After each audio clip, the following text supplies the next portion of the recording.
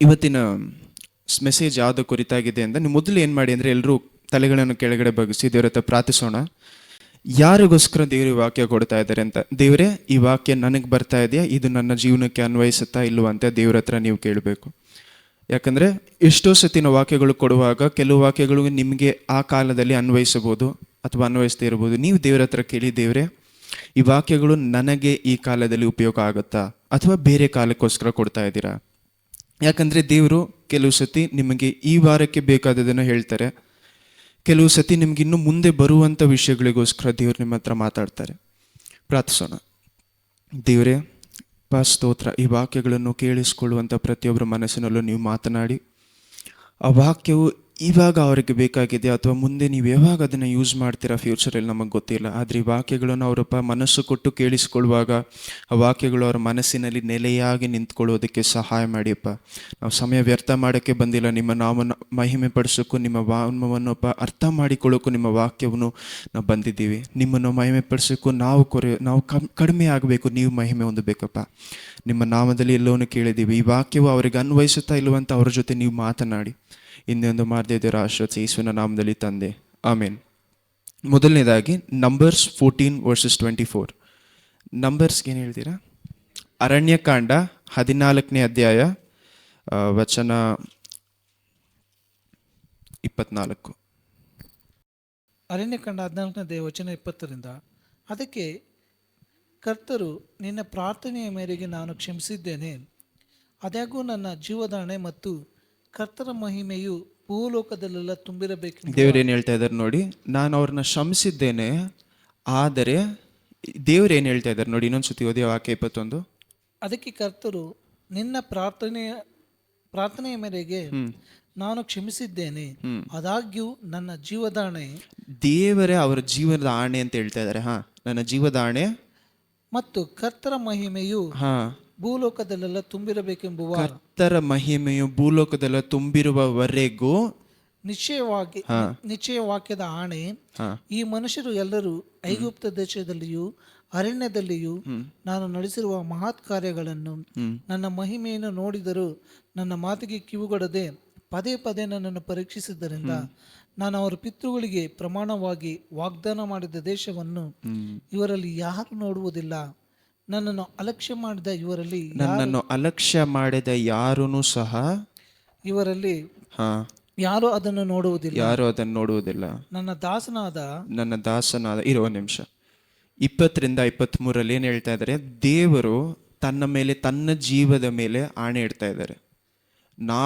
ಹಂಗಂದ್ರೆ ದೇವರು ಜೀವಂತವಾಗಿರುವವರೆಗೂ, ಅವರ ಮಹಿಮೆ ಭೂಲೋಕವನ್ನು ತುಂಬಿರುವವರೆಗೂ ಈ ಜನರು ಹೋಗಿ ಕಾನಾನ್ ದೇಶ ನೋಡಲ್ಲ ಅಂತ ಆಣೆ ಇಡ್ತಾ ಇದ್ದಾರೆ. ನಮ್ಮಲ್ಲಿ ಕ್ರಿಸ್ತುವಲ್ಲಿ ಬಂದ ಮೇಲೆ ಎಷ್ಟೋ ಜನರಿಗೆ ಏನಾಗತ್ತೆ ಅಂದರೆ, ಇನ್ನೇ ನಾನು ಕ್ರಿಸ್ತನ ಆಗ್ಬಿಟ್ಟೆ, ಇನ್ನೇ ನಾನು ರಕ್ಷಣೆ ಹೊಂದ್ಕೊಂಡ್ಬಿಟ್ಟೆ, ನನ್ನ ಕೆಲಸ ಅಷ್ಟೇ ಮುಗೀತು, ನಾನು ಇದಾದ್ಮೇಲೆ ಅಷ್ಟೇ ನಾನು ಬ್ಯಾಪ್ಟಿಸಮ್ ತೊಗೊಂಡೆ, ಪವಿತ್ರಾತ್ಮ ಪಡ್ಕೊಂಡೆ, ಎಲ್ಲ ಆಯಿತು, ಆದ್ಮೇಲೆ ನನ್ನ ಕೆಲಸ ಮುಗೀತು. ನಮ್ಮ ಕೆಲಸ ಸ್ಟಾರ್ಟ್ ಆಗ್ತಾ ಇರೋದು ಯಾವಾಗ? ದೀಕ್ಷಾ ಸ್ಥಾನ ತಗೊಂಡು ಪವಿತ್ರಾತ್ಮ ಪಡ್ಕೊಂಡ್ಮೇಲೆ. ಆಮೇನ್. ಈ ಕೆಲಸ ಶುರುವಾದ ಮೇಲೆ ಎಷ್ಟೋ ಜನರು ಏನು ಮಾಡ್ತೀವಿ ಅಂದರೆ ಸೋಂಬೇರಿಗಳಾಗ್ಬಿಡ್ತೀವಿ. ಯಾಕಂದರೆ ರಕ್ಷಣೆ ಪಡ್ಕೊಂಡಿದ್ದೀವಿ ಅನ್ನುವಂಥ ಒಂದು ಗ್ಯಾರಂಟಿ ನಮ್ಮ ಮೈಂಡಲ್ಲಿ ಬಂದಮೇಲೆ ಏನಾಗುತ್ತೆ, ನಾನು ಏನು ಮಾಡೋದು ಬೇಕಿಲ್ಲ ಅನ್ನುವಂಥ ಸೋಂಬೇರಿತನ. ರಕ್ಷಣೆ ಹೊಂದ್ಕೊಂಡಿದ್ದಾರಾ ಅಂತಲೇ ಎಷ್ಟೋ ಜನರಿಗೆ ಇನ್ನೂ ಗೊತ್ತಿಲ್ಲ. ದೀಕ್ಷಾ ಸ್ಥಾನ ತಗೊಂಡು ರಕ್ಷಣೆ ಯಾಕಂದ್ರೆ ಏನು ಭಯ, ನಾನು ದೇವರಾಜನ ಹೋಗಿ ಸೇರ್ತೀನೋ ಇಲ್ವೋ ಅಂತ ಗೊತ್ತಿಲ್ಲ ಎಷ್ಟೋ ಜನರಿಗೆ. ಗೊತ್ತಿಲ್ಲದೆ ಇದ್ರೂ ತಮ್ಮ ಜೀವನವನ್ನು ತಾವೇನು ಮಾಡ್ತಾರೆ? ನಡೆಸ್ಕೊಂಡು ಹೋಗ್ತಾ ಇರ್ತಾರೆ. ಯಾವ ನಂಬಿಕೆಯ ಮೇರೆಯಲ್ಲಿ ನಡೆಸ್ಕೊಂಡು ಹೋಗ್ತಾ ಇದ್ದೀರಾ ನಿಮ್ಮ ಜೀವನವನ್ನು? ಈ ಪ್ರಶ್ನೆ ಯಾರು ಕೇಳ್ತಾ ಇದ್ದೀನಿ? ಯಾರು ರಕ್ಷಣೆ ಹೊಂದ್ಕೊಂಡಿದ್ದ ಮೇಲೇನೂ ದೇವರ ರಾಜ್ಯಕ್ಕೆ ಮಾಡುವಂಥ ಕೆಲಸವನ್ನು ಮಾಡ್ತಾ ಇಲ್ಲ. ದೇವರು ನನಗೆ ಇದಕ್ಕೆ ತಾನೇ ಕರೆದ್ರು ಅಂತ ಗೊತ್ತಿಲ್ಲದೆ, ದೇವರು ಏನಕ್ಕೋಸ್ಕರ ನಿಮ್ಮ ವಾಗ್ದಾನವನ್ನು ಕೊಟ್ಟು ನಿಮ್ಮನ್ನು ಕರೆದ್ರು ಅಂತ ಗೊತ್ತಿಲ್ಲದೆ ಏನು ಮಾಡ್ತಾ ಇದ್ದಾರೆ? ಎಷ್ಟೋ ಜನ ತಮ್ಮ ಜೀವನವನ್ನು ನಡೆಸ್ತಾನೆ ಇದ್ದಾರೆ. ದೇವರು ನಿಮಗೆ ವಾಗ್ದಾನವನ್ನು ಕೊಟ್ಟೂ ಸಹ ಈಜಿಪ್ಟಿಂದ ಏನು ಮಾಡ್ತಾ ಇದ್ದಾರೆ? ನಿಮ್ಮನ್ನು ಬಿಡಿಸ್ಕೊಂಡು ನೀವು ಸತ್ತೋಗಿರುವಾಗ, ಎಫೆಷನ್ಸ್ 2ನೇ ಅಧ್ಯಾಯ ಏನು ಹೇಳ್ತಾ ಇದೆ? ನಾವು ಸತ್ತೋಗಿರುವಾಗ ನಮ್ಮನ್ನು ದೇವರು ಬದುಕಿಸಿದ್ರು. ಆಮೇನ್. ನಮ್ಮನ್ನು ಬದುಕಿಸುವುದು ಯಾವುದಕ್ಕೆ ಸಮಾನ? ಪಿಶಾಚ ಕೈಗಳಿಂದ ನಮ್ಮನ್ನು ಎಳೆದುಕೊಂಡ್ಬರ್ತಾ ಇದ್ದಾರೆ. ಆಮೇನ್. ಎಳೆದುಕೊಂಡು ಬಂದ ಮೇಲೆ ದೇವರು ಎಲ್ಲಿ ಕರ್ಕೊಂಬರ್ತಾ ಇದ್ದಾರೆ? ಈಜಿಪ್ತಿನಿಂದ ಇಸ್ರೇಲ್ ಜನರನ್ನ ಎಲ್ಲಿ ಕರ್ಕೊಂಬರ್ತಾ ಇದ್ದಾರೆ? ಅರಣ್ಯದಲ್ಲಿ ಕರ್ಕೊಂಬರ್ತಾ ಇದ್ದಾರೆ. ಈ ವಾಕ್ಯವನ್ನು ಯಾವಾಗ ಹೇಳ್ತಾರೆ ಗೊತ್ತಾ ದೇವರು? ನಂಬರ್ಸ್ 14ನೇ ಅಧ್ಯಾಯ, ನಂಬರ್ಸ್ಗೆ ಏನು ಹೇಳ್ತೀರಾ? ಅರಣ್ಯಕಾಂಡ 14ನೇ ಅಧ್ಯಾಯ 24ನೇ ವಾಕ್ಯ ಯಾವಾಗ ಹೇಳ್ತಾ ಇದ್ದಾರೆ? 2 ವರ್ಷ ಆದಮೇಲೆ, ಈಜಿಪ್ತಿನಿಂದ ಬಂದು 2 years ಆಗುತ್ತೆ. ಇಲ್ಲಿ ನೀವು ಓದಬೇಕಾದ್ರೆ 23ನೇ ವಾಕ್ಯದಲ್ಲಿ ದೇವರು ಏನು ಹೇಳ್ತಾರೆ ಅಂದರೆ, 22ನೇ ವಾಕ್ಯ, ಈ ಮನುಷ್ಯರು ಎಲ್ಲರೂ ಐಗುಪ್ತ ದೇಶದಲ್ಲಿ ಅರಣ್ಯದಲ್ಲಿಯೂ ನೋಡಿ 2 ಕಡೆ ಏನು ಹೇಳ್ತಾ ಇದ್ದಾರೆ? ಐಗುಪ್ತ ದೇಶದಲ್ಲೂ ನಾನು ಅತಿಶಯ ಮಾಡಿದೆ, ಅರಣ್ಯದಲ್ಲೂ ನಾನು ಅತಿಶಯ ಮಾಡಿದೆ. ನಾನು ನಡೆಸಿರುವ ಮಹತ್ ಕಾರ್ಯಗಳನ್ನು ನನ್ನ ಮಹಿಮೆಯನ್ನು ನೋಡಿದರು ನನ್ನ ಮಾತಿಗೆ ಕಿವಿಗೊಡದೆ. ನನ್ನ ಮಾತಿಗೆ ಓಕೆ. ಎಷ್ಟು ಸತಿ ಇವ್ರ ಮಹಿಮೆ ನೋಡಿರ್ತಾರೆ ಅಂದರೆ 10 ಸತಿ ಮಹಿಮೆ ನೋಡಿರ್ತಾರೆ. ಇಂಗ್ಲಿಷ್ ಬೈಬಲಲ್ಲಿ 10 times ಅಂತ ಬರೆದಿದ್ದಾರೆ. 10 ಸತಿ ದೇವರ ಮಹಿಮೆಯನ್ನು ನೋಡಿನೂ ಸಹ ಏನು ಮಾಡ್ತಾ ಇದ್ದಾರಂತೆ? ಕೀಳ್ಪಡಿ ದೇವರನ್ನು ಏನು ಮಾಡ್ತಾ ಇದ್ದಾರಂತೆ? ತಳ್ಳಿ ಬಿಡ್ತಾ ಇದ್ದಾರೆ. ದೇವರು ಏನೇ ನನ್ನ ಜೀವನದಲ್ಲಿ ಮಾಡಿದ್ರು ಒಂದು ಸ್ವಲ್ಪ ಕಷ್ಟ ಬಂದರೆ ಏನಾಗ್ಬಿಡುತ್ತೆ? ವಿಶ್ವಾಸ ಅಲ್ಲ. ಎಷ್ಟೆಷ್ಟೋ ವಿಷಯಗಳಿಂದ ದೇವ್ರು ನಮ್ಮನ್ನು ಏನು ಮಾಡಿರ್ತಾರಂತೆ? ಹೇಳ್ಕೊಂಡು ಕರ್ಕೊಂಬಂದಿರ್ತಾರೆ.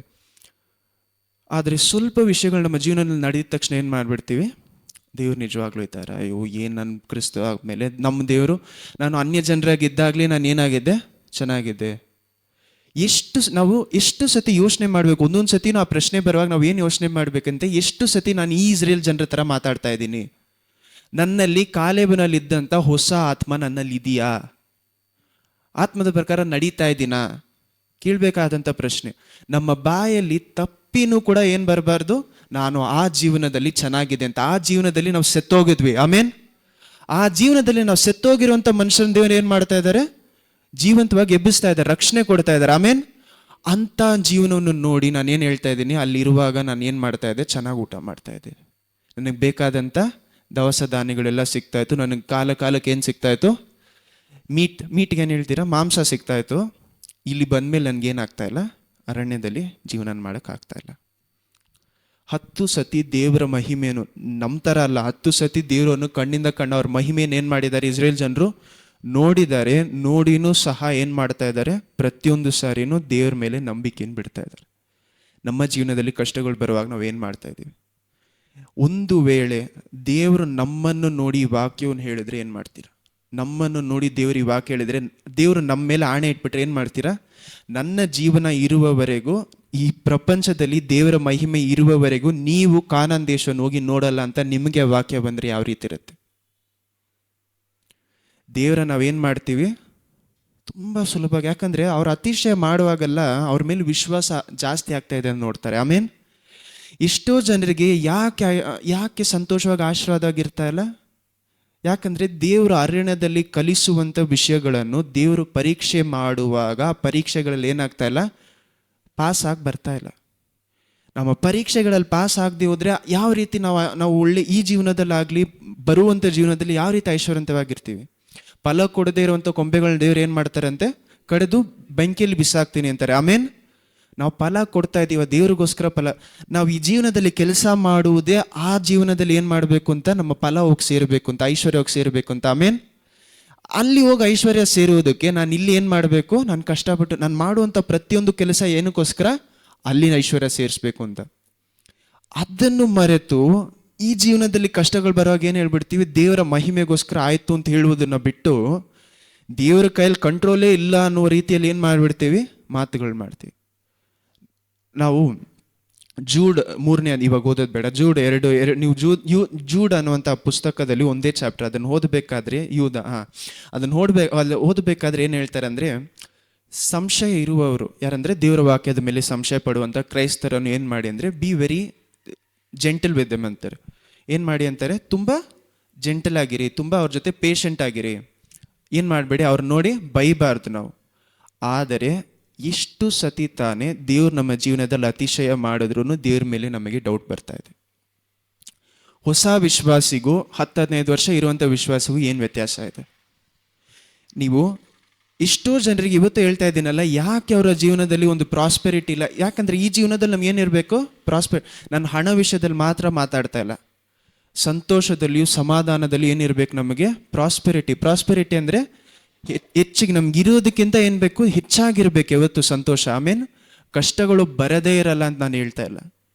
ಆದರೆ ಕಷ್ಟಗಳ ನಡುವೆನೂ ಸಂತೋಷವಾಗಿ ನಾವು ನಡೀತಾ ಇದ್ದೀವ? ದೇವರ ಸಂತೋಷ ನನ್ನಲ್ಲಿ ನೆಲೆಯಾಗಿದೆಯಾ? ಆಮೇನ್. ದೇವರ ಪ್ರೀತಿಯಲ್ಲಿ ನಾವು ನೆಲೆಯಾಗಿ ನಿಂತ್ಕೊಂಡಿದ್ದೀವ? ಯಾಕಂದ್ರೆ ಇಲ್ಲೂ ಸಹ ದೇವ್ರು ಏನು ಆಸೆ ಪಡ್ತಾರೆ? ನಾವು ಆಶೀರ್ವಾದವಾಗಿರ್ಬೇಕು ಅಂತ. ಯೋಸೇಫನವನು ಜೀವನ ಪೂರ್ತಿ ಏನ್ ಮಾಡಿಲ್ಲ, ಅವ್ನು ಭಿಕ್ಷಕನಾಗಿ ಬಾಳಿಲ್ಲ. ಯೋಸೇಫನು ಕೆಳಗಡೆಯಿಂದ ಏನಾಗ್ತಾ ಇದ್ದಾನೆ, ಮೇಲೆ ಮೇಲೆ ಹೋಗಿ ಎಲ್ಲೋ ಕೂತ್ಕೊಳ್ತಾನೆ. ಲಾಸ್ಟಲ್ಲಿ ರಾಜನಿಗೆ ಸೆಕೆಂಡ್ ಪೊಸಿಷನ್ ಅಲ್ಲಿ. ಆಮೇನ್. ಈ ಜೀವನದಲ್ಲೂ ಸಹ ದೇವ್ರು ನಮಗೆ ಆಶೀರ್ವಾದ ಕೊಡಬೇಕು ಅಂತ ಆಸೆ ಪಡ್ತಾರೆ. ಆಮೇನ್. ಅವರ ಆಶೀರ್ವಾದ ಏನು ಕೊಡ್ತಾ ಇದ್ದಾರೆ, ಆ ಜೀವನದಲ್ಲಿ ನಾನು ಸೇರಿಸ್ಬೇಕು ಅಂತ. ಆದರೆ ಆ ಒಂದು ಪ್ರಾಮಿಸ್ ಲ್ಯಾಂಡ್ ನಮಗೆ ಏನು ಮಾಡಿದ್ದಾರೆ, ವಾಗ್ದಾನದ ನೆಲ ನಮಗೆ ಸಿಗ್ಬೇಕಂದ್ರೆ, ಹಂಗಂದ್ರೆ ನಮಗೆ ನಿಜವಾದ ವಾಗ್ದಾನ ನೆಲ ಯಾವುದು? ಪರಲೋಕ. ಆಮೇನ್. ಆದರೆ ಈ ಜೀವನದಲ್ಲಿ ಇರುವಾಗಲೂ ಸಹ ನಮಗೆ ದೇವರು ಒಂದು ಕೆಲಸ ಕೊಡ್ತಾರಲ್ಲ, ಅದೂ ಸಹ ಏನು? ವಾಗ್ದಾನದ ನೆಲ. ಅಂತ ನೆಲವನ್ನು ನಾನು ಹೋಗಿ ಸೇರ್ಬೇಕಂದ್ರೆ ದೇವ್ರು ಏನ್ ಮಾಡ್ತಾರೆ, ಮೊದಲು ನನ್ನನ್ನು ಈಗಿಪ್ತಿನಿಂದ ಏನ್ ಮಾಡ್ತಾ ಇದ್ದಾರೆ, ಅರಣ್ಯದಲ್ಲಿ ಕಲ್ತಾರೆ. ಅರಣ್ಯದಲ್ಲಿ ದೇವರು ಕರೆ ತರುವುದಕ್ಕೆ ಕಾರಣ ಏನು? ತನ್ನ ಮಹಿಮೆಯನ್ನು ತೋರಿಸೋದಕ್ಕೆ. 2, ಕಲಿಸುವುದಕ್ಕೆ. 3, ನಮ್ಮನ್ನು ಪರಿಶುದ್ಧಗೊಳಿಸೋದಕ್ಕೆ. ಆಮೇನ್. 3 ಕಾರಣಗಳು. ದೇವರು ನಮ್ಮನ್ನ ಅರಣ್ಯದಲ್ಲಿ ಇರುವಂತ ಒಂದು ದೊಡ್ಡ ಕ್ಯಾರೆಕ್ಟರ್ ಏನು? ನೀರಿರಲ್ಲ, ಊಟ ಇರಲ್ಲ. ಎಲ್ಲದಕ್ಕೂ ಎಲ್ಲಿ ನೋಡ್ಬೇಕು? ದೇವರ ಕಡೆ ನೋಡ್ಬೇಕು. ಆಮೇನ್. ನೀವು ಕ್ರಿಸ್ತುವಿನಲ್ಲಿ ಬಂದಿದ ತಕ್ಷಣ ದೇವ್ರು ಮಾಡುವಂತ ಮೊದಲನೇ ಕೆಲಸ ಊಟಕ್ಕೂ ನೀರಕ್ಕೂ. ಅಂದ್ರೆ ನೀವು ಎಲ್ಲಾ ವಿಷಯಗಳಿಗೂ ದೇವರನ್ನು ನೋಡ್ಬೇಕು ಅಂತ ಆಸೆ ಪಡ್ತಾರೆ. ಆಮೇನ್. ಯಾಕಂದ್ರೆ ನಾವು ದೇವರನ್ನು ಸಾರಿ ನಡೆಯೋದಕ್ಕೆ ಕಲಿಯದೆ ಹೋದರೆ ನಾವು ವಾಗ್ದಾನನೆಲ್ಲ ಪಡೆದುಕೊಂಡ್ಮೇಲೆ ದೇವರನ್ನು ಸಾರಿ ಅವ್ರನ್ನ ಬಿಟ್ಟೇ ಬಿಡ್ತೀವಿ. ಆಮೇನ್. ನಾನು ಅರಣ್ಯದಲ್ಲಿ ದೇವರ ಮೇಲೆ ನಾನು ನಡೆದಿಲ್ಲ ಅಂದ್ರೆ, ದೇವರ ಜೊತೆಯಲ್ಲಿ ನಡೆದಿಲ್ಲ ಅಂದ್ರೆ, ವಾಗ್ದಾನ ನೆಲದಲ್ಲಿ ದೇವರ ಜೊತೆ ನಡೆಯೋದಕ್ಕೆ ಸಾಧ್ಯ ಇಲ್ಲ. ಅಸಾಧ್ಯವಾದ ವಿಷಯ. ದೇವರು ನಮ್ಮನ್ನು ನೋಡಿ ನಂಬರ್ಸ್ 14 ಹೇಳ್ಬೇಕಾ, ನಂಬರ್ಸ್ 14ರಲ್ಲಿ 20-23 ಹೇಳ್ಬೇಕಾ, 24ನೇ ವಾಕ್ಯ ಹೇಳ್ಬೇಕಾ? ಡಿಸೈಡ್ ಮಾಡ. 24ನೇ ವಾಕ್ಯ ಓದಿ. ನನ್ನ ದಾಸನಾದ ಕಾಲೇಬನು, ಆದರೆ ನನ್ನ ದಾಸನಾದ ಕಾಲೇಬನು ಅಂತ ಮನಸ್ಸುಳ್ಳವನು ಆಗಿರದೆ ಮನಪೂರ್ವಕವಾಗಿ ನನ್ನ ಮಾತನ್ನು ಅನುಸರಿಸಿ ನಡೆದ್ದರಿಂದ ಅವನನ್ನೇ ಅವನ ಸಂಚರಿಸಿದ ಆ ದೇಶದಲ್ಲಿ ಸೇರಿಸುವೆನು. ಅವನ ಸಂತತಿಯವರು ಅದನ್ನು ಸ್ವಾಧೀನಪಡಿಸಿಕೊಳ್ಳುವರು. ಆಮೇನ್. ಏನ್ ಹೇಳ್ತಾ ಇದ್ದಾರೆ ದೇವರು? ಅವನಲ್ಲಿ ಏನಿದೆ ಅಂತ ಹೇಳ್ತಾ ಇದ್ದಾರೆ ದೇವರು? ಸಂಶಯ ಇಲ್ಲ. ಆ ವಾಕ್ಯ ಇನ್ನೊಂದ್ಸತಿ ಓದಿ. ಆದ್ರೆ ನನ್ನ ದಾಸನಾದ ಕಾಲೇಬನು. ಮೊದಲು ಏನ್ ಹೇಳ್ತಾರೆ? ದಾಸನಾದ ಕಾಲೇಬನು ಅಂತ ಮನಸ್ಸುಳ್ಳವನು ಆಗಿರದೆ, ಅಂತ ಮನಸ್ಸು, ಅಂತ ಆತ್ಮ ಉಳ್ಳದವನಾಗಿಲ್ಲದೆ ಮನಪೂರ್ವಕವಾಗಿ ನೋಡಿ, ಮೊದಲು ಏನ್ ಹೇಳ್ತಾರೆ? ಅವನಿಗೆ ಅಂತ ಮನಸ್ಸು, ಅಂತ ಆತ್ಮ ಇಲ್ಲ. ಆದರೆ ಅವನು ಮನಪೂರ್ವಕವಾಗಿ ನನ್ನ ಮಾತನ್ನು ಅನುಸರಿಸಿ ನಡೆದಿದ್ದರಿಂದ. ನೋಡಿ, ಮೊದಲು ಏನ್ ಹೇಳ್ತಾರೆ? ಅವನಲ್ಲಿ ಅಂತ ಆತ್ಮ, ಅಂತ ಮನಸ್ಸು ಇಲ್ಲ. ಆದರೆ ಅವನೇನಿದೆ? ಮನಪೂರ್ವಕವಾಗಿ ನಾನು ಹೇಳುವುದನ್ನ ಕೇಳಿ ನನ್ನ ಮಾತನ್ನು ಅನುಸರಿಸಿ ನಡೆದಿದ್ದರಿಂದ ಅವನನ್ನು ಅವನು ಸಂಚರಿಸಿದ ಆ ದೇಶದಲ್ಲಿ ಸೇರಿಸುವೆನು. ಆಮೇನ್. ಆಮೇನ್. ಇವಾಗ್ಲೂ ಹೇಳ್ತೀನಿ, ದೇವರ ಮೇಲೆ ಸಂಶಯ ಪಡೆಯೋದು ಕೆಟ್ಟ ವಿಷಯ ಅಲ್ಲ. ಸಂಶಯ ಪಡಬೇಕು. ಸಂಶಯ ಇಲ್ಲದೆ ಹೋದ್ರೆ ವಿಶ್ವಾಸ ಬೆಳೀತಾ ಇಲ್ಲ ಅಂತ ಅರ್ಥ. ಯಾಕಂದ್ರೆ when you go on unknown territories ಅಂದ್ರೆ ನಮಗೆ ಗೊತ್ತಿಲ್ಲದೆ ಇರುವಂತ ರೋಡ್ಸ್ ಅಲ್ಲಿ, ಗೊತ್ತಿಲ್ಲದೆ ಇರುವಂತ ಪಾದಗಳಲ್ಲಿ ನಮ್ಮನ್ನು ದೇವರು ಕರೆದುಕೊಂಡು ಹೋಗುವಾಗ ನಮಗೆ ಸಂಶಯ ಬರಬೇಕು, ಭಯ ಬರಬೇಕು. ಭಯನೇ ಪಡೆದೆ ನಾನು ಯಾವಾಗ್ಲೂ ಧೈರ್ಯವಾಗಿ ನಡೀತಾ ಇದ್ದೀನಿ ಅಂದ್ರೆ ನಾನು ನನ್ನ ಮನೆ ಒಳಗಡೆನೆ ಇದ್ದೀನಿ ಅಂತ ಅರ್ಥ. ನಾನು ಇರುವಂತ ಜಾಗವನ್ನು ಬಿಟ್ಟು ದೂರ ಬರ್ಬೇಕಂದ್ರೆ ಭಯನೂ ನಡುಕದಿಂದ ಯಾಕೆ ಬರಬೇಕು? ಎಲ್ಲಿಂದ ಬೇಕಾದ್ರೆ ಏನ್ ಬಂದಾದ್ರೂ ನನ್ನನ್ನು ಅಟ್ಯಾಕ್ ಮಾಡ್ಬೋದು. ಅರಣ್ಯದಲ್ಲಿ ಏನಿರುತ್ತೆ? ಅನಿಮಲ್ಸ್ ಇರುತ್ತೆ. ಅನಿಮಲ್ಸ್ ಏನು ಹೇಳ್ತವೆ? ವೈಲ್ಡ್ ಅನಿಮಲ್ಸ್ ಅಂದರೆ ಪ್ರಾಣಿಗಳು, ಕಾಡು ಪ್ರಾಣಿಗಳಿರುತ್ತೆ. ಊಟ ಇರಲ್ಲ, ನೀರಿರಲ್ಲ. ಇಂಥ ಜಾಗದಲ್ಲಿ ನನಗೇನಿರಬೇಕು? ಭಯ ಇರಬೇಕು. ಭಯ ಇಲ್ಲದೆ ಹೋದ್ರೇನೆ ತಪ್ಪು. ಭಯನೂ ಸಂಶಯ ಬಂದ್ರೂ ಸಹ ನಾನು ಸಂಪೂರ್ಣ ಹೃದಯದಿಂದ ದೇವ್ರ ಮೇಲೆ ನಂಬಿಕೆ ಇಡ್ತಾ ಇದ್ದೀನಿ. ಅವಾಗಲೂ ನನ್ನನ್ನು ಮೀರಿ ವಿಶ್ವಾಸ ಕೊಡಿ ದೇವ್ರೆ ಅಂತ ದೇವ್ರ ಹತ್ರ ಅವರನ್ನು ಪ್ರಾರ್ಥಿಸ್ತಾ ಇದೀವ ನೋಡ್ತಾರೆ. ನಾವು ಚೆನ್ನಾಗಿರುವಾಗ ಏನೂ ಕಲಿಯೋಕ್ಕಾಗಲ್ಲ. ನಮ್ಮನ್ನು ದೇವ್ರು ಏನು ಮಾಡ್ತಾರೆ? ಕಷ್ಟ ಕಾಲಗಳಲ್ಲಿ ಕರೆದುಕೊಂಡು ಹೋಗಿ ಅನ್ನೋದಕ್ಕೆ ಅರ್ಥ ಏನಂದರೆ, ಒಂದು ನಮ್ಮ ತಪ್ಪು ಮಾಡಿ ನಾವಾಗಿ ಒಂದು ಕೆಲವು ಸತಿ ಏನು ಮಾಡ್ತೀವಿ? ಕಷ್ಟ ಕಾಲಗಳು ಹೋಗಿ ನಾವೇ ಸಿಕ್ಕಾಕೊಳ್ತೀವಿ. ಪೇಷನ್ಸ್ ಇಲ್ಲದೆ ನಾವು ತಪ್ಪು ಮಾಡಿ ಏನು ಮಾಡ್ತೀವಿ? ನಾವೇ ಹೋಗಿ ಸಿಕ್ಕಾಕೊಳ್ತೀವಿ ಎಷ್ಟೋ ಸತಿ. ಅದೂ ಸಹ ದೇವರ ಅಲೋವ್ ಮಾಡದೆ ಹೋದ್ರೆ ಏನಾಗಲ್ಲ, ನಡೆಯಲ್ಲ. ಕೆಲವು ಸತಿ ನಮ್ಮ ಕ್ಯಾರೆಕ್ಟರ್, ನಮ್ಮ ಗುಣವನ್ನು ಸರಿಪಡಿಸ್ಬೇಕು ಅಂತ ದೇವ್ರು ಏನು ಮಾಡ್ತಾರೆ? ಕಷ್ಟ ಕಾಲಗಳಲ್ಲಿ ಅಲೋವ್ ಮಾಡ್ತಾರೆ. ನಾವು ಚೆನ್ನಾಗಿ ನಡೀತಾ ಇರ್ಬೋದು, ಆದರೆ ಆ ಕಷ್ಟ ಕಾಲದಲ್ಲಿ ಹೋಗಿ ನಿಮ್ಮ ಬಾಯಿನಿಂದ ಬರುವಂಥ ಪ್ರಾರ್ಥನೆಗಳು ಯಾವ ರೀತಿ ಇದೆಯೋ, ಅಥವಾ ನಿಮ್ಮ ಬಾಯಿನಿಂದ ಬರುವಂಥ ವಿಶ್ವಾಸದ ಮಾತುಗಳು ಯಾವ ರೀತಿ ಇದೆ ಅನ್ನೋಂಥ ಅರ್ಥ ಮಾಡಿಕೊಳ್ಳುವಾಗಲೇ ನನ್ನಲ್ಲಿ ಎಷ್ಟು ಕೊಳಕಿದೆ ನನಗೆ ಅರ್ಥ ಆಗುತ್ತೆ. ಆಮೇನ್. ಚೆನ್ನಾಗಿರುವಾಗ ನಾನು ದೇವರನ್ನು ನೋಡಿ ಏನು ಮಾಡ್ಬೋದು, ಸಂತೋಷವಾಗಿ ಮಹಿಮೆ ಪಡಿಸ್ಬೋದು. ನಾನು ತಪ್ಪು ಮಾಡಿ ಅಥವಾ ದೇವರು ನನ್ನನ್ನು ಒಂದು ಕಷ್ಟ ಕಾಲದಲ್ಲಿ ಸರಿಪಡಿಸ್ಬೇಕು ಅಂತ ಆಸೆ ಪಡುವಾಗ, ನನ್ನನ್ನು ಬೆಳೆಸಬೇಕು ಅಂತ ಆಸೆ ಪಡುವಾಗ ಏನಾಗುತ್ತೆ, ನನ್ನಲ್ಲಿ ನನ್ನ ಬಾಯಿಂದ ಬಿಟ್ಟು ಕಷ್ಟದ ಮಾತುಗಳು ಬರುತ್ತೆ. ದೇವರೇ ನಿಜವಾಗ್ಲೂ ಇದ್ದೀರಾ ಅನ್ನುವಂಥ ಪ್ರಾರ್ಥನೆಗಳು ಬರುತ್ತೆ. ನನ್ನ ಪ್ರಾರ್ಥನೆ ಕೇಳಿಸ್ಕೊತಾ ಇದ್ದೀರಾ ಅನ್ನುವಂಥ ಪ್ರಾರ್ಥನೆಗಳೇನಾಗತ್ತೆ, ಬರುತ್ತೆ. ಆಮೇನ್. ಯಾವ ರೀತಿಯಾದರೂ ದೇವರೇ ಇದರಿಂದ ನಾನು ಬಿಡುಗಡೆ ಪಡಿಸಿ ಅನ್ನುವಂಥ ಮಾತುಗಳು ಬರುತ್ತೆ. ಅಂಥ ಕಾಲಗಳಲ್ಲಿ ಕುಳಿತುಕೊಂಡು ದೇವರು ನಡೆಸುವುದು ನಾವು ಅರ್ಥ ಮಾಡ್ಕೊಳ್ತಾ ಇದ್ದೀವ? ದೇವರ ವಾಕ್ಯದಲ್ಲಿ ನಮ್ಮನ್ನು ದೇವರ ಅಂಥ ಕಾಲದಲ್ಲಿ ದೇವರ ವಾಕ್ಯದಲ್ಲಿ ಬೆಳೆಸ್ತಾರೆ. ಆಮೇನ್. ವಿಶ್ವಾಸ ಬೆಳೆಯೋದು ಯಾವಾಗ? ಕಷ್ಟ ಕಾಲದಲ್ಲಿ. ಚೆನ್ನಾಗಿರುವಾಗ ಏನಾಗಲ್ಲ, ವಿಶ್ವಾಸನೂ ಬೆಳೆಯಲ್ಲ, ದೇವರ ವಾಕ್ಯದಲ್ಲಿ ಜ್ಞಾನ ಬೆಳೆಯಲ್ಲ. ನಾವು ಕಷ್ಟ ಇರುವಾಗಲೇ ದೇವರ ವಾಕ್ಯ ನೋಡ್ಕೊಂಡು ಹೋಗೋದು, ಚೆನ್ನಾಗಿರುವಾಗ ಹುಡ್ಕೊಂಡು ಹೋಗಲ್ಲ. ಆಮೇನ್. ಅರಣ್ಯದಲ್ಲಿ ಕಲಿಸಿರುವಂಥ ವಿಷಯಗಳನ್ನು ಇನ್ನೊಂದು ವಿಷಯ ಏನಂದರೆ, ದೇವರು ಏನು ಹೇಳ್ತಾರೆ ಅಂದರೆ, ಸ್ಟಾರ್ಮ್ಗೆ ಏನು ಹೇಳ್ತಾರೆ, ಬಿರುಗಾಳಿ. ದೇವರು ಒಂದು ಮತ್ತೆಯಲ್ಲಿ ಒಂದು ಕಡೆಯಲ್ಲಿ ದೇವರು ಒಂದು ಎಕ್ಸಾಂಪಲ್ ಕೊಡ್ತಾರೆ, ಒಂದು ಸಾಮ್ಯವನ್ನು ಹೇಳ್ತಾರೆ. ಆ ಸಾಮ್ಯದಲ್ಲಿ ಏನು ಹೇಳ್ತಾರೆ ಅಂದರೆ, 2 ಮನೆಗಳನ್ನು ಕಟ್ಟಿರ್ತಾರೆ ಅಂತ ಹೇಳ್ತಾರೆ. ಇಲ್ಲಿ ಒಂದು ಮರಳು ಮೇಲೆ ಕಟ್ಟಿರ್ತಾರೆ, ಇನ್ನೊಂದು ಬಂಡೆ ಮೇಲೆ ಕಟ್ಟಿರ್ತಾರೆ. 2 ಮರಳುಗಳಲ್ಲಿ ಏನಾಗತ್ತಂತೆ, ಬಿರುಗಾಳಿ ಬರುತ್ತೆ ಅಂತಾರೆ. ನಾವೆಷ್ಟೋ ಜನ ಏನು ತಪ್ಪಾಗಿ ತಿಳ್ಕೊತೀವಿ ಅಂದರೆ, ನಾನು ಕ್ರಿಸ್ತನಲ್ಲಿ ಬಂದ ಮೇಲೆ ನಾನು ಬಂಡೆ ಮೇಲೆ ಮನೆ ಕಟ್ಟಿಬಿಟ್ರೆ ಏನಾಗುತ್ತೆ, ಬಿರುಗಾಳಿ ಬರದೆ ಹೋಗ್ಬಿಡುತ್ತೆ ಅಂತ. ದೇವ್ರು ಏನು ಹೇಳ್ತಾ ಇದ್ದಾರೆ, ಎಲ್ಲಿ ಕಟ್ಟಿದ್ರೂ ಬಿರುಗಾಳಿ ಬರುತ್ತೆ. ಆಮೇಲೆ ಬಿರುಗಾಳಿ ಬಂದು ಹೋದ ಮೇಲೇನೂ ಸಹ ನನ್ನ ಮನೆಯಲ್ಲಿ ನಿಂತ್ಕೊಂಡಿದ್ಯಾ, ನಾನು ಆ ಜಾಗದಲ್ಲಿ ನಿಂತ್ಕೊಂಡಿದ್ದೀನ? ಆಮೇನ್. ನಾನು ಬಿರುಗಾಳಿ ಬಂದ ಮೇಲೇನೂ ಸಹ 2 ಜಾಗಗಳೇನಾಗುತ್ತೆ, ಮೇಲೆ ಕಟ್ಟಿದ್ರೆ ಏನಾಗುತ್ತೆ, ಹೊಡ್ಕೊಂಡು ಹೋಗ್ಬಿಡುತ್ತೆ. ಅವಾಗ ಏನು ಮಾಡ್ಬೇಕು ದೇವರು? ಅದಾದ್ಮೇಲೆ ತಿರುಗಿ ಏನು ಮಾಡಬೇಕು, ಫೌಂಡೇಶನಿಂದ ಚೇಂಜ್ ಮಾಡಿಸ್ಬೇಕು. ಆಮೇನ್. ಈ ರೀತಿ ಕಟ್ಟಬೇಕಾದ್ರೆ ನಮಗೇನಾಗುತ್ತೆ ಅಂದರೆ, ಕಟ್ಟುವಂಥ ಕಾಲಗಳಲ್ಲಿ ಪರಿಶ್ರಮ ಜಾಸ್ತಿ ಆಗುತ್ತೆ. ಒಂದು ಮನೆ ಕಟ್ಟಬೇಕಂದ್ರೆ ಏನು ಬೇಕು, ಫಿಸಿಕಲ್ ಲೇಬರ್, ಕಷ್ಟಪಡಬೇಕು. ಒಂದು ಕಲ್ ಮೇಲೆ ಒಂದು ಕಲ್ಲು ಹಿಡದೆ ಹೋದ್ರೆ ಏನಾಗುತ್ತೆ, ಕಟ್ಟಕ್ಕಾಗಲ್ಲ. ಕಟ್ಟೋದಕ್ಕೆ ಮೊದಲು ಏನು ಮಾಡಬೇಕು, ಉಡಿಬೇಕು. ಒಂದು ಫೌಂಡೇಶನ್ ಅಡಿಪಾಯ ಹಾಕೋದಕ್ಕೆ ಏನು ಮಾಡ್ತಾರೆ, ಮೊದಲು ಇರುವಂಥ ನೆಲವನ್ನು ಏನು ಮಾಡ್ತಾರೆ, ಹೊಡಿತಾರೆ, ಏನು ಮಾಡ್ತಾರೆ, ಹಗಿತಾರೆ. ಆಮೇನ್. ನಮ್ಮ ಮನಸ್ಸು ಅನ್ನೋದು ಯಾವ ರೀತಿ, ಮಣ್ಣಿನ ರೀತಿಯಲ್ಲಿ ಇರುವಂಥದ್ದು. ಆಮೇನ್. ಈ ಮನಸ್ಸನ್ನು ದೇವ್ರು ಮೊದಲು ಏನು ಮಾಡ್ತಾರೆ, ಅಗಿದು ತೆಗೆದು ಅದೆಲ್ಲ ಅವ್ರ ಹೆಸರನ್ನು, ವಿಶ್ವಾಸ ಎನ್ನುವಂಥ ಬಂಡೆಯನ್ನು ಅಲ್ಲಿ ಇಟ್ಟು ಅದ ಮೇಲೆ ಏನು ಮಾಡ್ತಾರೆ ದೇವರು, ಮನೆಯನ್ನು ಕಟ್ತಾರೆ. ಆಮೇನ್. ಎಲ್ಲವೂ ಎಲ್ಲಿ ನಡೆಯುತ್ತೆ, ಅರಣ್ಯದಲ್ಲಿ ನಡೆಯುತ್ತೆ. ಚೆನ್ನಾಗಿರುವಾಗ ನಡೆಯಲ್ಲ. ನಮಗೆ ಚೆನ್ನಾಗಿರ್ಬೇಕು ಅಂತ ಏನು ಮಾಡ್ತಾರೆ ದೇವರು, ಆಸೆ ಪಡ್ತಾರೆ. ಆದರೆ ಅದಕ್ಕೆ ಮೊದಲು ಏನು ಆಸೆ ಪಡ್ತಾರೆ, ನನಗೆ ಗುಣ ಮಾರ್ಪಡಬೇಕು ಅಂತ. ಆಮೇನ್. ಈ ಗುಣ ಮಾರ್ಪಡುವಾಗ ಅರಣ್ಯದಲ್ಲಿ 1-2 ವರ್ಷ ದೇವ್ರು ಇವ್ರ ಜೊತೆಯಲ್ಲೇ ಏನು ಮಾಡ್ತಾರೆ, ಟ್ರೈ ಮಾಡ್ತಾನೆ ಇರ್ತಾರೆ. ಯಾವಾಗ ತಾನೇ ಇವ್ರು ನನ್ನ ಮಾತು ಕೇಳ್ತಾರೆ, ಯಾವಾಗ ತಾನೇ ಮಾತು ಕೇಳ್ತಾರೆ ಅಂತ ಕೇಳದೆ ಹೋಗುವಾಗ ಕೊನೆಯಲ್ಲಿ ದೇವ್ರು ಏನು ಹೇಳ್ತಾರೆ, ನನ್ನ ಜೀವದ ಮೇಲೆ ಆಣೆ ಅಂತಾರೆ. ನಮ್ಮ ಜೀವನದಲ್ಲಿ ದೇವರು ನಿಮ್ಮನ್ನು ನೋಡಿ ನನ್ನ ಜೀವದ ಮೇಲೆ ಆಣೆ ಅಂತ ಹೇಳ್ಬಿಟ್ರೆ ಏನು ಮಾಡ್ತೀವಿ ನಾವು? ದೇವರು ನಮ್ಮ ಮೇಲೆ ಎಷ್ಟೋ ಕೃಪೆ ಇಟ್ಟು ಕರುಣೆ ಇಟ್ಟು ನಡೆಸ್ತಾ ಇದ್ದಾರೆ, ನಮ್ಮನ್ನು ಎಷ್ಟೋ ಶ್ರಮಿಸ್ತಾ ಇದ್ದಾರೆ ಅನ್ನುವಂಥ ಕಾರಣದಿಂದ ನಾನು ಹಳೆಯ ಜೀವನವನ್ನೇ ಹುಡುಕೊಂಡು ಹೋಗ್ತಾ ಇದ್ರೆ ದೇವರು ನಿಮ್ಮ ಆಸೆಗೆ ವಿರೋಧವಾಗಿ ನಿಂತ್ಕೊಳ್ಳುವಂಥ ದೇವರಲ್ಲ. ನೀವು ದೇವರನ್ನು ಆಸೆ ಪಡ್ಬೋದು, ಲೋಕವನ್ನು ಆಸೆ ಪಡೋದು. ಕ್ರಿಸ್ತನಲ್ಲಿ ಬಂದ ಮೇಲೆ ನಾನು ಲೋಕವನ್ನು ಆಸೆ ಪಡೋದಕ್ಕೆ ಸಾಧ್ಯ ಇಲ್ಲ ಅಂತ ದೇವರೆಲ್ಲೂ ಹೇಳಿಲ್ಲ. ಆಮೇನ್. ನಾನು ಕ್ರಿಸ್ತನಲ್ಲಿ ಬಂದ ಮೇಲೇನೂ ಸಹ ಲೋಕವನ್ನು ಏನು ಮಾಡ್ಬೋದು, ಆಸೆ ಪಡ್ಬೋದು. ದೇವರು ನನ್ನನ್ನು ನೋಡಿ ಸಂತೋಷ ಪಡ್ತಾ ಇದ್ದಾರೆ, ದುಃಖ ಪಡ್ತಾ ಇದ್ದಾರೆ. ಆಮೇನ್. ದೇವ್ರು ಯಾವಾಗ ನೋಡಿದ್ರು ದುಃಖ ಪಡುವಂಥ ದೇವರಲ್ಲ. ನಾವು ಒಳ್ಳೆ ವಿಷಯಗಳನ್ನ ಮಾಡುವಾಗ, ನಾವು ದೇವ್ರು ತೋರಿಸುವಂಥ ದಾರಿಯಲ್ಲಿ ಮಾಡುವಾಗ ಏನು ಮಾಡ್ತಾರೆ, ಸಂತೋಷ ಪಡ್ತಾರೆ ನಮ್ಮನ್ನು ನೋಡಿ.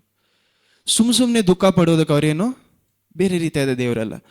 ನಾವು ಸಂತೋಷವಾಗಿರ್ಬೇಕು ಅನ್ನೋಂಥ ಕಾರಣದಿಂದಾನೆ ಅವ್ರು ತೋರಿಸುವಂಥ ದಾರಿಯಲ್ಲಿ ನಡಿ ಅಂತಾರೆ. ಆಮೇನ್. ಕಷ್ಟ ಕಾಲಗಳ ನಾವು ದಾಟಿ ಬರುವಾಗ ಏನು ಮಾಡ್ತಾರೆ, ಕಷ್ಟ ಕಾಲಗಳಲ್ಲಿ ದೇವರು ನಮ್ಮನ್ನು ಕಟ್ತಾ ಇದ್ದಾರೆ ಅಂತ ಅರ್ಥ. ಆಮೇನ್. ಅವ್ರ ವಾಕ್ಯದ ಮೇಲೆ ಕಟ್ತಾ ಇದ್ದಾರೆ. ಆಮೇನ್. ಅವ್ರ ವಾಕ್ಯದಲ್ಲಿ ಕಟ್ಟುವಾಗ ನಾವು ನೆಲೆಯಾಗಿ ನಿಂತ್ಕೊಳ್ಳುವಂಥ ದಿನಗಳು ಬರುವಾಗ ಏನಾಗುತ್ತೆ, ನಾವು ಸರಿಯಾದ ರೀತಿಯಲ್ಲಿ ಬಂಡೆಯ ಮೇಲೆ ಏನಾಗ್ಬೋದು, ನಿಂತ್ಕೊಳ್ಬೋದು. ಆಮೇನ್. ಇಂಥ ಕಾಲಗಳಿಗೆ ಕಲಿಯುವಾಗ ದೇವ್ರು ಏನು ಮಾಡ್ತಾರೆ, ಕಲಿಸ್ತಾರೆ. ಇದು ನಾವೆಲ್ಲ ಇವಾಗ ಯೋಶ್ವ 1ನೇ ಅಧ್ಯಾಯಕ್ಕೆ ಹೋಗಿ, ನಾನು ಇವತ್ತು ಓದಿಸೋದಿಲ್ಲ, ಹಂಗೆ ಹೇಳ್ತೀನಿ, ನೀವು ಕೇಳಿಸ್ಕೊಳ್ಳಿ. ಯೋಶ್ವ 1ನೇ ಅಧ್ಯಾಯದಲ್ಲಿ ಏನಾಗತ್ತಂದ್ರೆ 4 ಸತಿ ದೇವ್ರು ಏನು ಹೇಳ್ತಾರೆ, ದಿಗ್ಭ್ರಮೆಗೊಳ್ಳದೇವರು ಧೈರ್ಯವಾಗಿರುವಂಥ ಯೋಶ್ವನಿಗೆ ಹೇಳ್ತಾರೆ. ಆಮೇನ್. 5ನೇ ವಾಕ್ಯ ಮಾತ್ರ ಓದಿ, ಯೋಶ್ವ 1ನೇ ಅಧ್ಯಾಯ 5ನೇ ವಾಕ್ಯ. ಯೋಶ್ವ 1ನೇ ಅಧ್ಯಾಯ ವಚನ 5. ನಿನ್ನ ಜೀವಮಾನದಲ್ಲೆಲ್ಲ ಒಬ್ಬನು ನಿನ್ನ ಮುಂದೆ ನಿಲ್ಲನು. ನಾನು ಮೋಶೆ ಸಂಗಡ ಇದ್ದ ಹಾಗೆ ನಿನ್ನ ಸಂಗಡಲೂ ಇರುವೆನು. ನಿನ್ನನ್ನು ಕೈ ಬಿಡುವುದಿಲ್ಲ, ಕಂಟಿನ್ಯೂ. ತೊರೆಯುವುದಿಲ್ಲ. ಸ್ಥಿರಚಿತ್ತನಾಗಿ ಇರು, ಧೈರ್ಯದಿಂದ ಇರು. ಸ್ಥಿರಚಿತ್ತನಾಗು, ಧೈರ್ಯ ಆಗಿರುವಂತ. ಈ ನೀವು ಮನೇಲಿ ಹೋಗಿ ಕಂಪ್ಲೀಟ್ ಆಗಿ ಓದಿ ಇನ್ನೊಂದ್ಸತಿ ಯೋಶ್ವ 1ನೇ ಅಧ್ಯಾಯಲ್ಲಿ ಏನ್ ಹೇಳ್ತಾರೆ, ತಿರುಗಿ ಓದ್ಬೇಕು ದೇವರ ವಾಕ್ಯವನ್ನು. ಆಮೇನ್. ಯೋಶ್ವ 1ನೇ ಅಧ್ಯಾಯ 5 ಮತ್ತು 6 ಹೇಳ್ತಾರೆ, ಸ್ಥಿರಚಿತ್ತನಾಗಿರೋ, ಧೈರ್ಯವಾಗಿರೋ. ಆಮೇನ್. ಯೋಶ್ವಾಗಿ ಇದನ್ನು ಹೇಳುವಾಗ ಎಷ್ಟು ವಯಸ್ಸು? 82 ಇಯರ್ಸ್. ನಾವೇನು ಅನ್ಕೊಳ್ತೀವಿ, ಚಿಕ್ಕ ಹುಡುಗನಾಗಿರ್ಬೋದು, ಅಂಥ ವಯಸ್ಸದಲ್ಲಿ ಯೋಶ್ವನಿಗೆ ಈ ವಾಕ್ಯವನ್ನು ಹೇಳಿರ್ಬೋದು ಅಂತ. ಆದರೆ 4 ಸತಿ, ಕೇವಲ 5-6 ವಾಕ್ಯಗಳಲ್ಲೇ 4 ಸತಿ ಏನು ಹೇಳ್ತಾರೆ? ಸ್ಥಿರಚಿತ್ತನಾಗಿರೋ, ಧೈರ್ಯನಾಗಿರೋ, ನಾನು ನಿನ್ನ ಜೊತೆ ಇದ್ದೀನಿ, ನಿನ್ನ ಆಜ್ಞೆ ಕೊಡ್ತಾ ಕಟ್ಟಲೆ ಇಡ್ತಾ ಇದ್ದೀನಿ ಅಂತಾರೆ. ಆಮೇನ್. ಕಟ್ಟಳೆ ಇಡುವಂಥ ದೇವರು ಏನು ಕಟ್ಟಳೆ ಇಡ್ತಾ ಇದ್ದಾರೆ? ಸ್ಥಿರಚಿತ್ತನಾಗಿರೋ, ಧೈರ್ಯನಾಗಿರೋ. ಆಮೇನ್. ಇಂತಹ ವಾಕ್ಯಗಳನ್ನು ಕೊಡುವಂಥ ದೇವರು ಏನಕ್ಕೋಸ್ಕರ ಯೋಶ್ವಾಗಿ ಇದನ್ನು ಕೊಡ್ತಾ ಇದ್ದಾರೆ? ಯೋಶ್ವಾಗೆ ಮೋಸೆ ಇದ್ದಂಥ ಜಾಗದಲ್ಲಿ ಹೋಗಿ ನಿಂತ್ಕೊಳ್ಬೇಕು ಅಂತ ಭಯ. ನಮ್ಮನ್ನು ಸಹ ಇವಾಗ ಇಷ್ಟು ವರ್ಷ ಯೋಶ್ವ, ಎಂಥ ಯೋಶ್ವ ಇವರು? ದೇವರ ಪ್ರಸನ್ನತೆ ಬರುವಂಥ ಕೊಠಡಿ ಒಳಗಡೆ, ಟೆಂಟ್ ಒಳಗಡೆ ಏನು ಮಾಡ್ತಿದ್ರು? ಮೋಸೆ ಮಾತ್ರ ಒಳಗಡೆ ಹೋಗ್ತಾ ಇದ್ರು. ಮೋಸೆ ಜೊತೆ ಒಬ್ರು ಯಾರು ಹೋದ್ರು? ಯೋಶ್ವ. ಸೀನಾಯಿ ಬೆಟ್ಟದ ಮೇಲೆ ಒಳಗಡೆ ಮೆಟ್ಟದ ಮೇಲೆ ಹೋಗಿ 40 ದಿವಸ ಮೋಸೆ ಪ್ರಾರ್ಥನೆ ಮಾಡುವಾಗಲೂ ಜೊತೆಯಲ್ಲೇ ಯಾರಿದ್ದು? ಹತ್ರದಲ್ಲಿ ಜೋಶ್ವ. ಯೋಶ್ವ ಮೋಸೆ ಜೊತೆನೇ ಏನು ಮಾಡ್ತಾ ಇದ್ರೆ? ಯಾವಾಗಲೂ ನಡೀತಾ ಇದೆ ಅಂತ ಮನುಷ್ಯ. ಅಂಥ ಮನುಷ್ಯನಿಗೆ ಮೋಸೆ ಹೋದ ಮೇಲೆ, ಮೋಸೆ ಸತ್ತೋದ ಮೇಲೆ ಏನಿದೆ? ಭಯ. ಯಾಕಂದ್ರೆ ಮೋಸೆಯ ಕೆಲಸ ಎಲ್ಲಿಂದ ಏನಿತ್ತು? ಈಜಿಪ್ತಿನಿಂದ ಅರಣ್ಯದಲ್ಲಿ ಯೋರ್ದಾನ್ ನದಿಯವರೆಗೂ ಕರ್ಕೊಂಬರೋದು ಯಾರ ಕೆಲಸವಾಗಿತ್ತು? ಯೋರ್ದಾನ್ವರೆಗೂ ಕರ್ಕೊಂಬಂದು ಯಾರು? ಮೋಸೆ. ಆದರೆ ನಿಜವಾಗ್ಲೂ ವಾಗ್ದಾನ ಹೋಗಿ ಪಡೆದುಕೊಳ್ಳೋದಕ್ಕೆ ಶಕ್ತಿ ಕೊಡ್ಬೇಕು ಯಾರು ಕೊಟ್ಟಿದ್ದಾರೆ? ಯೋಶ್ವ. ನಂಬರ್ಸ್ ಅರಣ್ಯಕಾಂಡ 14ರಲ್ಲಿ ದೇವರು ಏನು ಹೇಳ್ತಾ ಇದ್ದಾರೆ? 24ನೇ ವಾಕ್ಯದಲ್ಲಿ, ಕಾಲೇಬಿನಲ್ಲಿ ಹೊಸ ಆತ್ಮ ಇದೆ ಅಂತ. ಆಮೇನ್. ಕಾನಾನ್ ದೇಶವನ್ನು ಹೋಗಿ ಯಾರು ಏನು ಮಾಡ್ಕೊಂಬರ್ತಾರೆ? 10-12 ಜನ ಸ್ಪೈನ ಒಳಗಡೆ ಕಳಿಸ್ತಾರೆ. ಸ್ಪೈಗೆ ಏನು ಹೇಳ್ತೀರಾ? ಗೂಢಾಚಾರಿಗಳನ್ನು ಒಳಗಡೆ ಕಳಿಸ್ತಾರೆ. ಅದರಲ್ಲಿ 2 ಮಾತ್ರ ಯಾರು ಸಂತೋಷವಾಗಿ ಹೇಳ್ತಾರೆ, ದೇವರು ಈ ನೆಲವು ನಮಗೆ ಕೊಡ್ತಾರೆ ಅಂತ? ಯೋಶ್ವ ಮತ್ತೆ ಕಾಲೇಬನು. ಬೇರೆಯವರೆಲ್ಲ ಏನು ಮಾಡ್ತಾರೆ? ಭಯ ಪಟ್ಕೊಂಡು ಸುಳ್ಳು ಹೇಳೋದಕ್ಕೆ ಪ್ರಾರಂಭಿಸ್ತಾರೆ. ದೇವರು ಕೊಟ್ಟಂತ ವಾಗ್ದಾನಕ್ಕೆ ವಿರೋಧವಾಗಿ ಏನು ಹೇಳ್ತಾ ಇದ್ದಾರೆ? ಇಲ್ಲ, ಇದನ್ನ ನಾವು ಪಡೆದುಕೊಳ್ಳೋದಕ್ಕೆ ಸಾಧ್ಯ ಅಲ್ಲ, ಇರುವಂತೆಲ್ಲ ಹೆಂಗಿದ್ದಾರೆ? ದೊಡ್ಡ ಮನುಷ್ಯರಾಗಿದ್ದಾರೆ ಅಂತ ಭಯ ಅವರಲ್ಲಿ. ಆದ್ರೆ ಯೋಶ್ವನು ಕಾಲೇಬಲ್ಲಿ ಮಾತ್ರ ಏನು? ಧೈರ್ಯ ಇದೆ, ಧೈರ್ಯದ ಹೊಸ ಆತ್ಮ ಇದೆ. ಆಮೇನ್. ಈಜಿಪ್ಟಿನಿಂದ ಬಿಟ್ಟಂತ ಅಷ್ಟು ಜನರಲ್ಲಿಯೂ ಇಬ್ಬರು ಮಾತ್ರ ಹೋಗಿ ಏನ್ ಮಾಡ್ತಾರೆ? ವಾಗ್ದಾನ ಸೇರ್ತಾರೆ. ಯಾರಿಬ್ಬರು? ಯೋಶ್ವ ಮತ್ತೆ ಕಾಲೇಬ್. ಬೇರೆಯವರೆಲ್ಲರೂ ಇಲ್ಲಿ ನಂಬರ್ಸ್ 14ನೇ ಅಧ್ಯಾಯ ಬರುತ್ತಲ್ಲ ಅಂತ, ಅಲ್ಲಿರುವಾಗ ದೇವ್ರು ಏನು ಹೇಳ್ತಾ ಅಂದ್ರೆ, 20 ವಯಸ್ಸು ಕೆಳಗಡೆ ಇರೋರನ್ನು ಮಾತ್ರ ನಾನು ಏನು ಮಾಡ್ತೀನಿ? ಇದಾದ್ಮೇಲೆ ಕಳಿಸ್ತೀನಿ. ಅದಕ್ಕೆ ಜಾಸ್ತಿ ಇರೋಂಥರೆಲ್ಲ ಏನು ಮಾಡಿಬಿಡ್ತೀನಿ? ಎಲ್ಲ ಅರಣ್ಯದಲ್ಲಿ ಸಾಯಿಸ್ಬಿಡ್ತೀನಿ ಅಂತ. 40 ವರ್ಷ ಏನು ಮಾಡ್ತಾ ಇರುವಾಗ ಅರಣ್ಯದಲ್ಲಿ ನಡೀತಾ ಇದ್ದಾರೆ. ಯೋಶ್ವ 40 ವರ್ಷನೂ ಏನು ಮಾಡಿದ್ರು? ಮೋಸೆ ಕೆಳಗಡೆ ಅರಣ್ಯದಲ್ಲಿ ಕಲಿಯಕ್ಕೆ ಪ್ರಾರಂಭಿಸ್ತಾರೆ. ಆಮೇಲೆ ಅವ್ರು 40 ವರ್ಷ ಯೋಚನೆ ಮಾಡಿ ನೋಡಿ, 40 ವರ್ಷ ಕಲಿತಾ ಇದ್ದಾರೆ. ನಮ್ಮನ್ನು ದೇವ್ರು 40 ವರ್ಷ ಕಲಿಯಕ್ಕೆ ಬಿಡ್ತಾ ಇಲ್ಲ, ಬೇಗನೆ ಕಲಿಸ್ತಾರೆ. ಆಮೇಲೆ ಆದರೆ ಅವ್ರಿಗೆ ಏನಾಗ್ತದೆ? 40 ವರ್ಷ ಅರಣ್ಯದಲ್ಲಿ ಏನು ಮಾಡ್ತಾ ಇದ್ದಾರೆ? ಯೋಶ್ವನು ಕಾಲೇಬನು ಕಲಿತಾ ಇದ್ದಾರೆ ದೇವರ ವಾಕ್ಯವನ್ನು.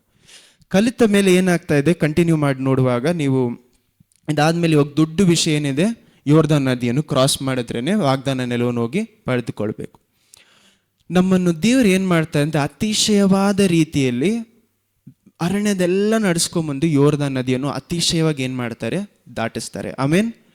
ನಮ್ಮ ಜೀವನದಲ್ಲಿ, ನಮ್ಮ ಅರಣ್ಯದಲ್ಲಿ, ಮೊದಲನೇ ಅರಣ್ಯದಲ್ಲಿ ಹೋಗೋದಕ್ಕೆ ಕಾರಣ ನಮ್ಮ ಗುಣವನ್ನು ಸರಿಪಡಿಸ್ತಾರೆ, ನಮ್ಮ ನೆನಪುಗಳನ್ನು ಸರಿಪಡಿಸ್ತಾರೆ. ಒಂದೊಂದ್ಸತಿ ನಾವೇ ಹೋಗಿ ಸಿಕ್ಕಾಕೊಳ್ತೀವಿ, ಕೆಲವು ಸತಿ ದೇವರೇ ನಮ್ಮನ್ನು ಏನು ಮಾಡ್ತಾರೆ? ಒಳಗಡೆ ಕಳಿಸ್ತಾರೆ. ಅಂಥ ಜಾಗಗಳಲ್ಲಿ ನಾವು ಅರಣ್ಯದಲ್ಲಿ ಏನು ಮಾಡಬೇಕು? ಕಲಿಬೇಕು. ಕಲಿತ ಮೇಲೆ ದೇವರು ಏನು ಮಾಡ್ತಾರೆ? ನಮ್ಮನ್ನು ಯೋಶ್ವನ ರೀತಿಯಲ್ಲಿ ಅರಣ್ಯದಲ್ಲಿ ಮುಗಿಸಿ ಯೋರ್ದಾನ್ ನದಿ ಹತ್ರ ಕರ್ಕೊಂಬರ್ತಾರೆ. ಆಮೇನ್. ಯೋರ್ದಾನ್ ನದಿಯನ್ನು ಯಾವ ರೀತಿ ದಾಟ್ತಾರೆ ಇವರು? ಮೊದಲು ಯೋಶ್ವ ಏನು ಹೇಳ್ತಾರೆ? ನಿಮ್ಮನ್ನು ನೀವು ಪರಿಶುದ್ಧಗೊಳಿಸಿಕೊಳ್ಳ್ರಿ, 3 ದಿವಸ, ಇವತ್ತಿನಿಂದ 3 ದಿವಸ ಏನು ಮಾಡ್ತೀನಿ ಅಂತಾರೆ? ಇದನ್ನು ದಾಟ್ತೀರಾ. ಯೋರ್ದಾನ್ ನದಿಯನ್ನು ಇದಕ್ಕೂ ಈ ಮಿಡಲಲ್ಲಿ ಏನಾಗುತ್ತೆ ಅಂದರೆ, ಯೋಶ್ವ 2ನೇ ಅಧ್ಯಾಯದಲ್ಲಿ ಕೆಲವು ಜನ ಗೂಢಾಚಾರಿಗಳನ್ನ ಎಲ್ಲಿ ಕಳಿಸ್ತಾರೆ? ಯೆರಿಕೋಲಿ ಕಳಿಸ್ತಾರೆ. ಯಾರು? ಯೋಶ್ವ ಕಳಿಸ್ತಾನೆ. ಇವರು ಗೂಢಾಚಾರಿಗಳು ಹೋಗಿ ಏನು ಮಾಡುತ್ತಾರೆ? ಯೋಶ್ವ 2ನೇ ಅಧ್ಯಾಯದಲ್ಲಿ ಒಳಗಡೆ ಹೋಗಿ ರಾಹಾಬ್ ಅನ್ನುವಂಥ ಆ ಒಂದು ಕತೆ ನಿಮಗೆ ಎಲ್ರಿಗೂ ಗೊತ್ತಿರುತ್ತೆ. ನಮಗೆ ಆ ಕಥೆಯಲ್ಲೆಲ್ಲ ಬಿಟ್ಟು ಏನು ಮಾಡೋಣ ಅಂದರೆ, ಯೋಶ್ವ 2ನೇ ಅಧ್ಯಾಯದಲ್ಲಿ 2 ಗೂಢಾಚಾರಿಗೆ ಹೋಗಿರ್ತಾರೆ. 23-24 ಓದಿ. ಬರೀ 24ನೇ ವಾಕ್ಯ, 23-24. ಯೋಶ್ವ 2, 23-24. ಯೋಶ್ವ 2ನೇ ಅಧ್ಯಾಯ ವಚನ 23-24. ಆಗ ಅವರಿಬ್ಬರು ಬೆಟ್ಟದಿಂದ ಇಳಿದು ಹೊಳೆ ದಾಟಿ ನೂನನ ಮಗನಾದ ಯೋಶುವನ ಬಳಿಗೆ ಬಂದು ತಮಗೆ ಸಂಭವಿಸಿದ್ದನ್ನೆಲ್ಲ ತಿಳಿಸಿದರು. ಇದಲ್ಲದೆ ಅವರು ಯೋಶುವನಿಗೆ, ಕರ್ತರು ನಿಜವಾಗಿ ಆ ದೇಶವನ್ನೆಲ್ಲ ನಮಗೆ ಕೊಟ್ಟಿದ್ದಾರೆ. ಕರ್ತರು ನಿಜ. ಮೊದಲು ಏನ್ ಹೇಳ್ತಾ ಇದ್ರು, ಈ ಗೂಢಾಚಾರಿಗಳು ಅಲ್ಲಿಗೂ ಏನ್ ವ್ಯತ್ಯಾಸ ಇದೆ ನೋಡಿ. ಅಲ್ಲಿರೋರು ಏನ್ ಹೇಳ್ತಾರೆ, ಭಯಪಟ್ಟು ಏನ್ ಹೇಳ್ತಾರೆ, ಅಯ್ಯೋ ಈ ದೇಶದಲ್ಲಿ ಎಲ್ಲರೂ ದೊಡ್ಡವರಾಗಿದ್ದಾರೆ, ಎಷ್ಟು ಕಷ್ಟಗಳಿದೆಯಲ್ಲ, ಇದು ಬಾಬ್ಲಾ ಅಂತ ಏನೇ ಕಷ್ಟಗಳನ್ನು ಮಾತ್ರ ಹೇಳ್ತಾ ಇದ್ದಾರೆ. ಇಲ್ಲಿರೋರು ಏನ್ ಹೇಳ್ತಾ ಇದ್ದಾರೆ ನೋಡಿ, ದೇವರು ನಿಶ್ಚಯವಾಗಿಯೂ ಕರ್ತರು ನಿಜವಾಗಿ ಆ ದೇಶವನ್ನೆಲ್ಲ ನಮಗೆ ಕೊಟ್ಟಿದ್ದಾರೆ, ದೇಶವನ್ನೆಲ್ಲ ನಮಗೆ ಕೊಟ್ಟಿದ್ದಾರೆ. ಆಮೇನ್.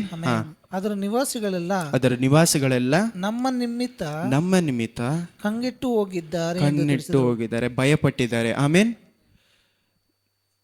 ನಮಗೂ ಸಹ ದೇವರು ಸರಿಯಾದ ರೀತಿಯಲ್ಲಿ ಕಲಿಯುವುದಕ್ಕೆ ನಾವು ಅವ್ರ ಜೊತೆ ಕೀಳ್ಪಡಿದರೆ, ಕಾಲೆಬನು ಕೀಳ್ಪಡಿದ ಹಾಗೆ ನಾವು ಅವರ ಜೊತೆಯಲ್ಲಿ ಸಂಪೂರ್ಣ ಹೃದಯದಿಂದ ಹೊಸ ಆತ್ಮದಿಂದ ಕುಳಿತುಕೊಂಡು ಕೀಳ್ಪಡಿದರೆ ದೇವ್ರು ನಮ್ಮನ್ನೆಲ್ಲ ನಡ್ಸ್ಕೊಂಡ್ ಬರ್ತಾರೆ. ಈ ರೀತಿಯಾದ ಮಾತುಗಳು ನಮ್ಮ ಬಾಯಿಂದ ಬರುತ್ತೆ. ಆಮೇನ್. ಇಷ್ಟೇ ಕಷ್ಟವಾಗಿದ್ರೆ, ಯಾಕಂದ್ರೆ ಸಂಪೂರ್ಣ ನೆಲವನ್ನು, ದೊಡ್ಡ ದೇಶವನ್ನು ಏನ್ ಮಾಡ್ಬೇಕು, ಇವ್ರ ಒಳಗಡೆ ಹೋಗಿ ಪಡ್ಕೊಬೇಕು. ಅವ್ರದ್ದು ಸಹ ಅಲ್ಲ, ಬೇರೆ ಜನರಲ್ಲಿ ಇರೋರ್ನ ಏನ್ ಮಾಡ್ಬೇಕು, ಯುದ್ಧ ಮಾಡಿ ಏನ್ ಮಾಡ್ಬೇಕು, ಅಲ್ಲಿ ಹೋಗಿ ಜಯಿಸ್ಬೇಕು. ಅಂತ ಯುದ್ಧ ಅವ್ರ ಮುಂದೆ ಇದ್ರು ಈ ಜನರು ಏನ್ ಹೇಳ್ತಾರೆ, ಇಬ್ಬರೇ ಗೂಢಾಚಾರಿಗಳು ಏನ್ ಹೇಳ್ತಾ ಇದ್ದಾರೆ, ದೇವರು ನಮ್ಮನ್ನ ಈ ದೇಶವನ್ನು ಕೊಡ್ತಾರೆ. ಆಮೇನ್. ನಮಗೆ ಇಷ್ಟು ಜನರಿಗೆ ದೇವರು ಏನು ಕರೆದಿದ್ದಾರೆ, ನನ್ನ ದೇಶ ಯಾವುದು ಅಂತ ಗೊತ್ತಿದೆ. ನನಗೆ ದೇವರು ಕೊಟ್ಟಿದಂಥ ವಾಗ್ದಾನ ನೆಲ ಇದೆ ಅಂತ ಎಷ್ಟು ಜನರಿಗೆ ಗೊತ್ತಿದೆ. ಇವಾಗ ಮೊದಲು ನೋಡಿ, ನಾವು ಈ ಅರಣ್ಯದಲ್ಲಿ ಇರುವಾಗಲೂ ಸಹ ಒಂದೊಂದು ಪಾಠ ಕಲಿತು ಮುಗಿಸಿದ ಮೇಲೇನೂ ಸಹ ದೇವರು ಏನು ಮಾಡ್ತಾರೆ ಅಂದರೆ, ನಮಗೊಂದು ಅತಿಶಯವನ್ನು ಮಾಡಿ ಆ ಒಂದು ಕಾಲದಿಂದ ನಮ್ಮನ್ನು ಆಚೆ ಕರ್ಕೊಂಡ್ಬರ್ತಾರೆ. ಆಮೇನ್. ನಮಗೆ ಅತಿಶಯಗಳನ್ನು ಮಾಡಿ ನಮಗೊಂದು ಪ್ರಶ್ನೆ ಬರುತ್ತೆ, ಅಥವಾ ಒಂದು ಪ್ರಾಬ್ಲಮ್ ಆಗುತ್ತೆ, ಒಂದು ಪ್ರಾಬ್ಲಮ್, ಕಷ್ಟ ಕಾಲ ಬರುತ್ತೆ. ಕಷ್ಟದಲ್ಲಿ ನಾವು ದೇವರಲ್ಲಿ ಹೋಗ್ತೀವಿ, ನಡೆದು ದೇವರ ಬಗ್ಗೆ ಕಲಿತುಕೊಳ್ತೀವಿ. ಆಮೇನ್. ಕಲಿತುಕೊಂಡ ಮೇಲೆ ಆ ಕಾಲದಿಂದ ದೇವರು ನಮ್ಮನ್ನು ಏನು ಮಾಡಿಸ್ತಾರೆ, ಬಿಡಿಸ್ಬಿಡ್ತಾರೆ. ಅದೇ ನಮಗೆ ಯೋರ್ದಾನ್ ನದಿ. ಯೋರ್ದಾನ್ ನದಿಯನ್ನು ಯಾವ ರೀತಿ ದೇವರು ದಾಟಿಸ್ತಾರೆ, ಯೋಶುವ ಯಾವ ರೀತಿ ದಾಟಿಸ್ತಾನೆ ಅಂದರೆ, ಯೋರ್ದಾನ್ ನದಿ ಈ ಕಡೆ ಏನು ಮಾಡಿರ್ತಾರೆ, ಅವರು ಡೇರೆ ಹಾಕೊಂಡು ಕೂತ್ಕೊಂಡಿರ್ತಾರೆ, ಏನು ವೇಟ್ ಮಾಡ್ತಾರೆ 3 ದಿವಸ ಆಗಲಿ ತಮ್ಮನ್ನು ತಾವು ಏನು ಮಾಡ್ತಾರೆ, ಪರಿಶುದ್ಧಗೊಳಿಸ್ತಾರೆ. ಪರಿಶುದ್ಧಗೊಳಿಸಿಕೊಳ್ಳುವುದು ಅಷ್ಟು ಮುಖ್ಯ. ನಾವು ಪರಿಶುದ್ಧಗೊಳಿಸಿಕೊಳ್ಳದೆ ಹೋದರೆ ನಾವು ಯೋರ್ದಾನ್ ನದಿಯನ್ನು ದಾಟಿ ನಮ್ಮ ನೆಲಕ್ಕೆ ಹೋಗಿ ಸಾಧ್ಯ ಇಲ್ಲ. ಆಮೇನ್. ಪರಿಶುದ್ಧಗೊಳಿಸೋದಕ್ಕೆ ಯಾಕೆ ಅಷ್ಟು ಮುಖ್ಯ? ಎಷ್ಟು ಜನ ನಿಜವಾಗ್ಲೂ ಯೋಚನೆ ಮಾಡ್ತೀವಿ, ನಾವು ಹಾಡುಗಳನ್ನು ಹಾಡ್ತೀವಲ್ಲ, ದೇವರು ಪರಿಶುದ್ಧರೇ ಪರಿಶುದ್ಧರೇ ಪರಿಶುದ್ಧ, ಎಷ್ಟೋ ಸತಿ ಹಾಡುಗಳನ್ನು ಹಾಡ್ತೀವಿ. ಐಸಾಯದಲ್ಲಿ ಓದಬೇಕಾದ್ರೂ ಅಲ್ಲಿರುವಂಥ ದೂತರು ಏನು ಹೇಳ್ತಾರೆ, ದೇವರನ್ನು ನೋಡಿ ಪರಿಶುದ್ಧರು ಪರಿಶುದ್ಧರು ಪರಿಶುದ್ಧರು ಅಂತ. ಇಷ್ಟು ಜನ ನಿಜವಾಗ್ಲೂ ಯೋಚನೆ ಮಾಡಿದ್ದೀವಿ ನೋಡಿ, ಪರಲೋಕದಲ್ಲಿ ಏನಿಲ್ಲ, ಪಾಪ ಇಲ್ಲ. ಅಂಥ ಜಾಗದಲ್ಲೇ ಪರಿಶುದ್ಧರು ಪರಿಶುದ್ಧರು ಅಂಥ ಜಾಗದಲ್ಲೇ ದೇವರು ಪರಿಶುದ್ಧರಾಗಿದ್ದಾರೆ. ಪಾಪ ಇಲ್ಲದೆ ಇರುವಂಥ ಜಾಗದಲ್ಲೇ ದೇವ್ರು ಏನಾಗಿದ್ದಾರೆ, ಪರಿಶುದ್ಧರಾಗಿದ್ದಾರೆ. ಅಂಥ ದೇವರು ನಿಮ್ಮಲ್ಲಿ ಇರಬೇಕಾದ್ರೆ ನಾವೆಷ್ಟು ಪರಿಶುದ್ಧವಾಗಿರಬೇಕು. ಆಮೇನ್. ಪಾಪನೇ ಇಲ್ಲದೆ ಇರುವಂಥ ಪರಲೋಕದಲ್ಲಿ ದೇವರನ್ನು ನೋಡಿ ನಾವೇನು ಹೇಳ್ತಾ ಇದ್ದೇವೆ, ಪರಿಶುದ್ಧರು. ಅಲ್ಲಿರುವಂಥ ಜನರು ಏನು ಹೇಳ್ತಾರೆ, ದೇವದೂತರು ಪರಿಶುದ್ಧರು. ಅಂಥ ಪರಿಶುದ್ಧವಾದಂಥ ದೇವರು ನಮ್ಮ ಜೀವನದಲ್ಲಿ ನನ್ನ ಮೇಲೆ ತಂದೆಯಾಗಿ ಇಂಟ್ರೆಸ್ಟ್ ಕೊಟ್ಟು ನನ್ನ ಜೀವನದಲ್ಲಿ ಏನು ನಡೆಸಬೇಕು ಅಂತ ಹೇಳುವಾಗ ನಾವು ಪರಿಶುದ್ಧಗೊಳಿಸ್ಕೋದು ಮುಖ್ಯ ಅಲ್ವಾ? ಆಮೇನ್. ನನ್ನನ್ನು ನಾನು ಪರಿಶುದ್ಧಗೊಳಿಸ್ಕೋದು ಅಷ್ಟು ಮುಖ್ಯ. ಆಬ್ರಾಮ್ನ ಎಷ್ಟು ವಯಸ್ಸಿರುವಾಗ ನೀನು ಸರಿಯಾಗಿ ದಾರಿಯಲ್ಲಿ ನಡಿ ಅಂತ ಹೇಳ್ತಾರೆ, 90+ ಇಯರ್ಸ್. ಅಂಥ ಮನುಷ್ಯನಿಗೆ ಪರಿಶುದ್ಧವಾಗಿರುವಂಥ ದೇವರು ಹೇಳಬೇಕು. ಇಷ್ಟಕ್ಕೂ ದೇವರಲ್ಲಿ ವಿಶ್ವಾಸವಾಗಿ ನಡೆದಂಥ ಆಬ್ರಾಮನ್. ಮೋಸೆ ಅಷ್ಟು ದೇವರಲ್ಲಿ ವಿಶ್ವಾಸದಲ್ಲಿ ನಡೀತಾರೆ. ದಾವಿದನು ಸಹ ಅಷ್ಟು ವಿಶ್ವಾಸದಲ್ಲಿ ನಡೀತಾರೆ. ಅವರೇನು ಸಹ ಏನು ಮಾಡ್ತಾರೆ, ಪಾಪಗಳು ಮಾಡಿದ್ರು ದೇವ್ರು ಅಂಥ ಪರಿಶುದ್ಧವಾದಂಥ ದೇವರು ಕ್ಷಮಿಸ್ತಾರೆ. ನಮ್ಮನ್ನು ಸಹ ಆ ರೀತಿಯೇ ಕ್ಷಮಿಸಿ ನಮ್ಮನ್ನು ನಡೆಸಿ ಪರಿಶುದ್ಧರು ಅನ್ನುವಂಥ ಆ ದೇವರು ನಾವು ಆರಾಧನೆ ಮಾಡ್ತಾ ಇರಬೇಕಾದ್ರೆ ನಮ್ಮ ಜೀವನ ಎಷ್ಟು ಪರಿಶುದ್ಧವಾಗಿರ್ಬೇಕು. ನಮ್ಮನ್ನು ನಾವು ಪರಿಶುದ್ಧಗೊಳಿಸಿಕೊಳ್ಳದೆ ಹೋದರೆ ದೇವರು ನಮ್ಮನ್ನು ನೋಡಿ ಏನು ಮಾಡ್ತಾರೆ, ನಂಬರ್ 14, 20, 20ನೇ ವಾಕ್ಯ ನಮ್ಮನ್ನು ನೋಡಿ ಹೇಳ್ಬಿಟ್ರೆ ಏನು ಮಾಡ್ತೀವಿ, ನಿನ್ನ ಕಾನಾನ್ ದೇಶವನ್ನು ಹೋಗಿ ನೀನು ಸೇರಿ.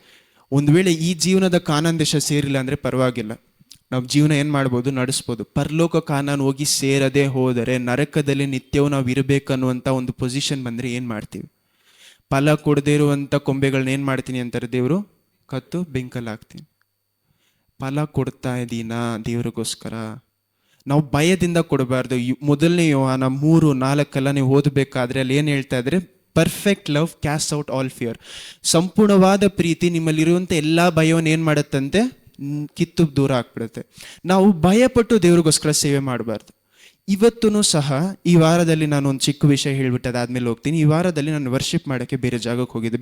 ಅವ್ರು ಬೇರೆ ಯಾರೋ ಮಾಡ್ತಿದ್ರು, ಹೋಗಿ ನಿಂತ್ಕೊಂಡಿದ್ದೆ. ಅಂಥ ಜಾಗದಲ್ಲಿ ನಾವು ಹೋಗಿ ನಿಂತ್ಕೊಳ್ಳುವಾಗ ನಮಗೇನು ಅರ್ಥ ಆಗತ್ತೆ ಅಂದರೆ, ದೇವರೇ ನಿಮ್ಮ ಸೇವೆ ಮಾಡೋದಕ್ಕೂ ನೀವು ನಿಮ್ಮ ರಾಜ್ಯದಲ್ಲಿ ಈ ಕಾನಾನ್ ದೇಶನ ಹೋಗಿ ಸೇರುವುದಕ್ಕೂ ನನಗೇನಿಲ್ಲ, ತಗದಿ ಇಲ್ಲದೆ ಇರುವಂಥ ಮನುಷ್ಯ, ಆರತೆ ಇಲ್ಲದೆ, ನಮಗೇನಿಲ್ಲ, ನಾನು ಅಂಥ ಒಳ್ಳೆ ಮನುಷ್ಯನೂ ಅಲ್ಲ, ಅಂಥ ಒಳ್ಳೆ ಮನುಷ್ಯನೂ ಅಲ್ಲ. ನಮಗೆ ಇಂಥ ದೇಶಗಳಲ್ಲಿ ಹೋಗಿ ಸೇರಬೇಕು ಅಂತ ನಮಗೇನು, ನಾವೇನು ದುಡ್ಡು ಏನು ಪರಿಶುದ್ಧವಾದಂಥ ಮನುಷ್ಯರಲ್ಲ. ಇಂಥ ಮನುಷ್ಯರನ್ನು ಇವತ್ತೂ ಸಹ ನನ್ನ ಪ್ರಾರ್ಥನೆ ಏನಾಗಿತ್ತು, ದೇವರೇ ನಾನು ಈ ಕೆಲಸಕ್ಕೆ ನನಗೇನಿಲ್ಲ, ನಾನು ತಗದಿಯಾದಂಥ ಮನುಷ್ಯ ಅಲ್ಲ, ನಾನು ಸೇರಿಸ್ಕೊಳ್ಳುವಂಥ ಮನುಷ್ಯ ಅಲ್ಲ, ಬೇರೆ ಯಾರಾದ್ರೂ ಇಟ್ಕೊಂಡು ಮಾಡಿ ಅನ್ನುವಷ್ಟು ರೀತಿಯಲ್ಲಿ ಯಾಕೆ ಅಷ್ಟು ಬರುತ್ತೆ. ದೇವರು ನಮ್ಮನ್ನು ಅಷ್ಟು ಪರಿಶುದ್ಧತೆ ಕಡಿತಾ ಇದ್ದಾರೆ. ಆಮೇನ್. ಇಂಥ ಜೀವನಕ್ಕೆ ನಮ್ಮನ್ನು ದೇವರು ಕರಿತಾ ಇರಬೇಕಾದ್ರೆ ನಾವು ನಿಜವಾಗ್ಲೂ ಅದಕ್ಕೆ ಸರಿಯಾಗಿ ನಮ್ಮಲ್ಲಿ ತಾಳ್ಮೆ ಬರ್ತಾ ಇದೆಯಾ? ಕಾನಾನ್ ದೇಶನ ಹೋಗಿ ದೇವ್ರ ಹತ್ರ ಹೋಗಿ ಏನು ಅಥಾರಿಟಿಯಿಂದ ಕೇಳೋದಲ್ಲ, ದೇವರೇ ನನ್ನ ಕಾನಾನ್ ದೇಶನ ಕೊಡಿ ಅಂತ. ಕಾನಾನ್ ದೇಶವನ್ನು ನಮಗೋಸ್ಕರ ವಾಗ್ದಾನ ಕೊಟ್ಟಿದ್ದಾರೆ. ಆಮೇನ್. ದೇವರೇ ನನ್ನ ವಾಗ್ದಾನ ನನಗೆ ಕೊಡಿ ಅಂತ ಹೇಳೋದು ತಪ್ಪಲ್ಲ, ಇವತ್ತೂ ತಪ್ಪಲ್ಲ. ನನ್ನ ವಾಗ್ದಾನ ದೇವರೇ ನೀವು ವಾಗ್ದಾನ ಕೊಟ್ರಿ, ನೀವು ನಾನು ನೆರವೇರಿಸ್ಬೇಕು ಅಂತ ಹೇಳುವುದು ತಪ್ಪಲ್ಲ. ಆದರೆ ಏನು ನಾನು ಒಳ್ಳೆ ಕಾರ್ಯಗಳು ಮಾಡುವುದಕ್ಕೋಸ್ಕರ ದೇವರು ಅವ್ರ ವಾಗ್ದಾನ ಕೊಡ್ತಾ ಇದ್ದಾರೆ ಅನ್ನೋದು ತಪ್ಪು. ನನ್ನ ಒಳ್ಳೆ ಕಾರ್ಯಗಳು ಮಾಡೋದಕ್ಕೆ ಕಾರಣ ಏನು, ಆ ವಾಗ್ದಾನ ದೇಶನ ಹೋಗಿ ನಾನು ಪಡೆದುಕೊಳ್ಬೇಕು ಅಂತ. ಆಮೇನ್. ಆದರೆ ನನ್ನ ಒಳ್ಳೆ ಕಾರ್ಯಗಳಿಂದ ದೇವರು ಯಾವತ್ತೂ ನನಗೆ ವಾಗ್ದಾನ ಕೊಟ್ಟಿಲ್ಲ. ವಾಗ್ದಾನ ದೇಶನ ಹೋಗಿ ಸೇರಬೇಕು ಅಂತ ಒಳ್ಳೆ ಕಾರ್ಯಗಳು ಮಾಡ್ತಾ ಇದ್ದೀವಿ, ಅಥವಾ ದೇವರು ಹೇಳುವಂಥ ದಾರಿಯಲ್ಲಿ ನಡೀತಾ ಇದ್ದೀವಿ. ಆದರೆ ವಾಗ್ದಾನ ಕೊಟ್ಟಿದ್ದಕ್ಕೆ ಕಾರಣ ಏನಲ್ಲ, ನನ್ನ ಒಳ್ಳೆ ಕೆಲಸಗಳಲ್ಲ. ದೇವರು ನೀವು ಕೊಚ್ಚೆಯಲ್ಲಿ ಇರುವಾಗಲೇ ನಿಮಗೆ ವಾಗ್ದಾನ ಕೊಡ್ತಾರೆ. ಆಮೇನ್. ಒಳ್ಳೆಯವರಾಗಿರುವಾಗಲ್ಲ. ಹಲ್ಲೆಲೂಯಾ.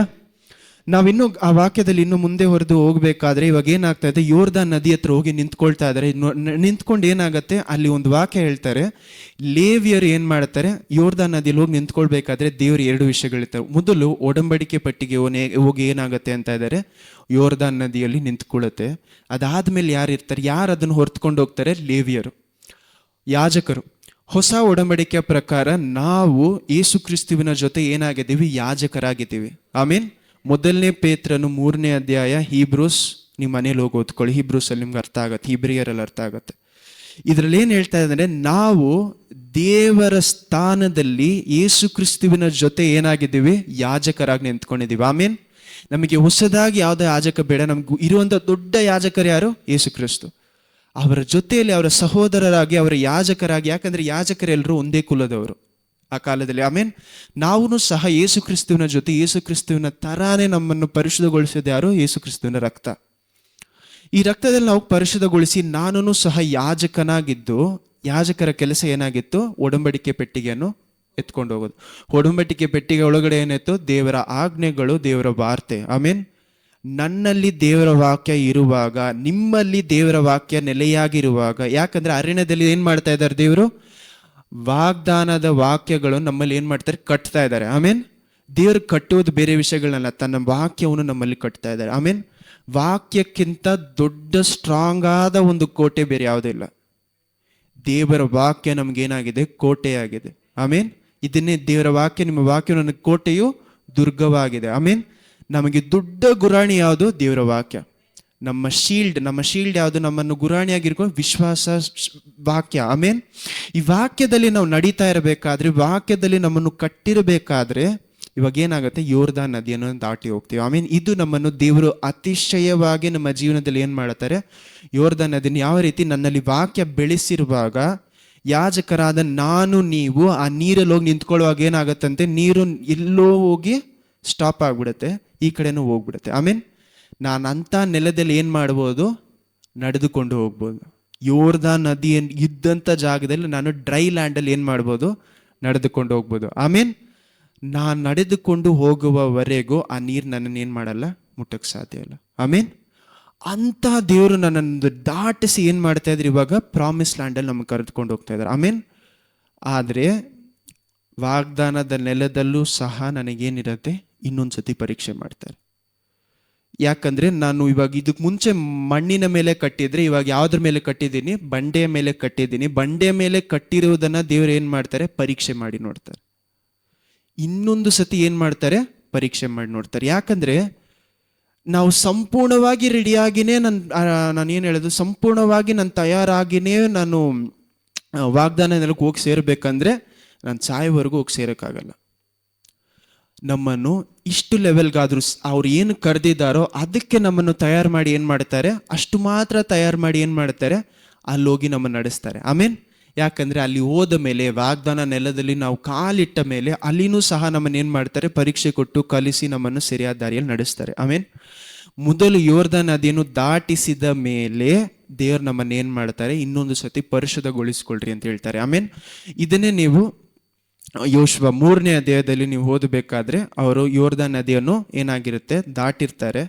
ಯೋಶುವ 4ನೇ ಅಧ್ಯಾಯದಲ್ಲಿ ಅವರು ದಾಟಿರುವುದನ್ನ ಸಂತೋಷವಾಗಿ ಏನು ಮಾಡ್ತಾರಂತೆ, ಅಲ್ಲಿ ಕೊಂಡಾಡ್ತಾರೆ ಅಂದ್ರೆ ಅಲ್ಲಿ ಒಂದು ಸಿಂಬಲ್ ಇಡ್ತಾರೆ. 12 ಕುಲಗಳು ಅದನ್ನು ದಾಟಿರುವುದನ್ನು ತೋರಿಸುವುದಕ್ಕೋಸ್ಕರ ಏನು ಮಾಡ್ತಾರೆ, ಒಂದು ಕಲ್ಲಿನಲ್ಲಿ 12 ಕಲ್ಲುಗಳು ಎತ್ಕೊಂಡ್ಬಂದು ಇಡ್ತಾರೆ. ಆಮೇನ್.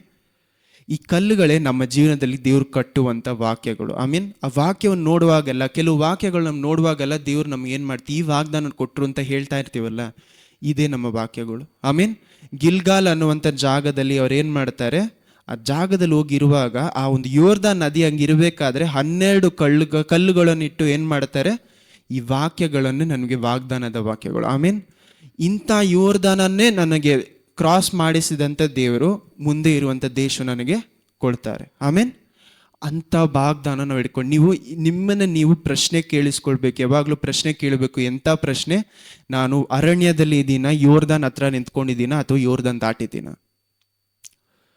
ಯೋರ್ದಾನ್ ದಾಟುವುದಕ್ಕಿಂತ ಸಂತೋಷವಾದ ವಿಷಯ ಬೇರೆ ಯಾವುದೂ ಇಲ್ಲ. ಯಾಕಂದರೆ ನನ್ನ ವಾಗ್ದಾನದಲ್ಲಿ ಹೋಗಿ ನಿಂತ್ಕೊಳ್ತೀನಿ. ಆಮೇನ್. ನಿಮಗೆ ಬೇಕಾದಂಥ ಅತಿಶಯ ಎಲ್ಲಿದೆ? ಯೋರ್ದಾನ್ ನದಿಯಲ್ಲಿದೆ. ಆಮೇನ್. ಅದನ್ನು ಹೋಗಿ ಅದು ಹತ್ರ ಹೋಗೋದಕ್ಕೂ ನನಗೇನಿರಬೇಕು, ರೆಡಿ ಆಗ್ಬೇಕು. ನಾನು ಅರಣ್ಯದಲ್ಲಿ ಎಷ್ಟೋ ಜನರಿಗೆ ಏನು ಬೇಕು, ನನಗೆ ವಾಗ್ದಾನ ನೆಲ ಬೇಕು, ದೇವರೇ ವಾಗ್ದಾನ ಕೊಟ್ರಿ ಅಂತಾರೆ. ಏನು ಮಾಡಲ್ಲ, ಅರಣ್ಯದಲ್ಲಿ ಸರಿಯಾದ ದಾರಿಯಲ್ಲಿ ಏನು ಮಾಡಲ್ಲ, ನಡೆಯೋದೇ ಇಲ್ಲ. ಅರಣ್ಯದಲ್ಲಿ ನಾನು ಸರಿಯಾದ ದಾರಿಯಲ್ಲಿ ನಡೆಯದೇ ಹೋದರೆ ನನ್ನ ವಾಗ್ದಾನ ಏನಂತನೂ ಸಹ ನನಗೇನಾಗಲ್ಲ, ಅರ್ಥ ಆಗಲ್ಲ. ದೇವರು ಯಾವಾಗಲೂ ಸಹ ಅರಣ್ಯ ಮುಗಿಯುವ ಕಾಲದಲ್ಲಿ, ಯೋರ್ದಾನ್ ನದಿ ದಾಟುವಂಥ ಕಾಲಗಳಲ್ಲಿ ನಮಗೊಂದು ವಾಗ್ದಾನ ಕೊಡ್ತಾರೆ. ಆ ವಾಗ್ದಾನವೇನು? ಆ ಯೋರ್ದಾನ್ ನದಿಯಲ್ಲಿ ಇರುವಂಥ ಅಷ್ಟು ವಾಗ್ದಾನಗಳು, 12 ಕಲ್ಲುಗಳೇನು ನನ್ನ ಜೀವನದಲ್ಲಿ ದೇವ್ರು ನನಗೆ ಮಾಡುವಂಥ ವಾಗ್ದಾನದ ವಾಕ್ಯಗಳು. ಆಮೇನ್. ನಿಮ್ಮ ಎಲ್ಲರಿಗೂ ಸಹ ನೀವು ನಿಜವಾಗ್ಲೂ ದೇವರಲ್ಲಿ ನೀವು ಬೆಳೆದಿದ್ದರೆ, ಸ್ವಲ್ಪ ಆದರೂ ಮುಂಚೆ ಇರೋದಕ್ಕಿಂತ ಇವಾಗ ಬೆಳೆದು ಯೋರ್ದಾನ್ ನದಿ ಒಂದು ದೊಡ್ಡ ಅತಿಶಯ ನಿಮ್ಮ ಜೀವನದಲ್ಲಿ ನಡೆದಿದೆ ಅಂದರೆ, ಅಂಥ ಕಾಲದಲ್ಲಿ ದೇವ್ರು ನಿಮಗೊಂದು ವಾಕ್ಯ ಕೊಟ್ಟಿರ್ತಾರೆ. ಒಂದು ವಾಕ್ಯ ಮಾತ್ರ ನಿಮ್ಮ ಜೀವನದಲ್ಲಿ ಇದಾದ ಮೇಲೆ ನಾನು ಮಾಡುವಂಥ ವಾಕ್ಯಗಳು ಅಂತ ಕೆಲವು ಕೊಡ್ತಾರೆ. ಆಮೇನ್. ಅಂಥ ವಾಕ್ಯಗಳನ್ನು ಹಿಡಿದುಕೊಂಡು ನಾವು ಪ್ರಾರ್ಥನೆ ಮಾಡಬೇಕು. ನಮ್ಮ ಮನಸ್ಸಿನಲ್ಲಿ ಆಸೆಗಳನ್ನು ಕೊಡ್ತಾರೆ. ಏನಂತ? ಈ ಜೀವನದಲ್ಲಿ ದೇವರಿಗೋಸ್ಕರ ನಾನು ಇದನ್ನು ಮಾಡಬೇಕು. ಈ ಒಂದು ಏನು ಹೇಳ್ತೀರಾ, ಕಾನಾನ್ ದೇಶದಲ್ಲಿ ದೇವರು ನಮ್ಮನ್ನು ಪರೀಕ್ಷೆ ಕೊಟ್ಟು ಸರಿ ಮಾಡಿಸುವುದು ಏನಂದರೆ, ಈ ಆಸೆಗಳನ್ನು ಸರಿಪಡಿಸ್ತಾರೆ. 12 ಕಲ್ಲುಗಳು ಯಾವುದನ್ನು ನಾವು ಇಲ್ಲಿ ಹೋಗಿ ಇಡ್ತೀವೋ ಆ ಕಲ್ಲುಗಳನ್ನು ಶೇಪ್ ಮಾಡಿ ನಮ್ಮ ಒಳಗಡೆ ಇರುವಂಥ ಆಸೆಗಳನ್ನು ನನಗೋಸ್ಕರ ಮಾಡದಂತೆ ದೇವರಿಗೋಸ್ಕರ ಮಾಡುವುದಕ್ಕೆ ಏನು ಮಾಡ್ತಾರೆ, ನನ್ನನ್ನು ಚೇಂಜ್ ಮಾಡ್ತಾರೆ. ಕಾನಾನ್ ದೇಶದಲ್ಲಿ ಹೋಗಿ ಅಲ್ಲಿ ಜಗಳ ಮಾಡಿ ನನ್ನ ನೆಲವನ್ನು ನಾನು ಪಡೆದುಕೊಳ್ಳೋದಕ್ಕೆ ದೇವ್ರು ನನಗೆ ಶಕ್ತಿ ಕೊಡ್ತಾರೆ. ಆಮೇನ್. ನನಗೆ ಬೇಕಾದಂಥ ಎಲ್ಲ ವಸ್ತುಗಳನ್ನು ಕರೆಕ್ಟಾದ ಸಮಯದಲ್ಲಿ ಏನು ಮಾಡ್ತಾರೆ, ದೇವ್ರು ನಮಗೆ ಕೊಡ್ತಾರೆ. ಆಮೇನ್. ಆದರೆ ನನ್ನ ಪ್ರಾರ್ಥನೆಗಳು ಸರಿಯಾಗಿ ಅಂಥ ಕಾಲದಲ್ಲೂ ಸಹ ನೀವೇನು ಮಾಡಿ ಅಂದರೆ, ಯೋಶುವ 5ನೇ ಅಧ್ಯಾಯ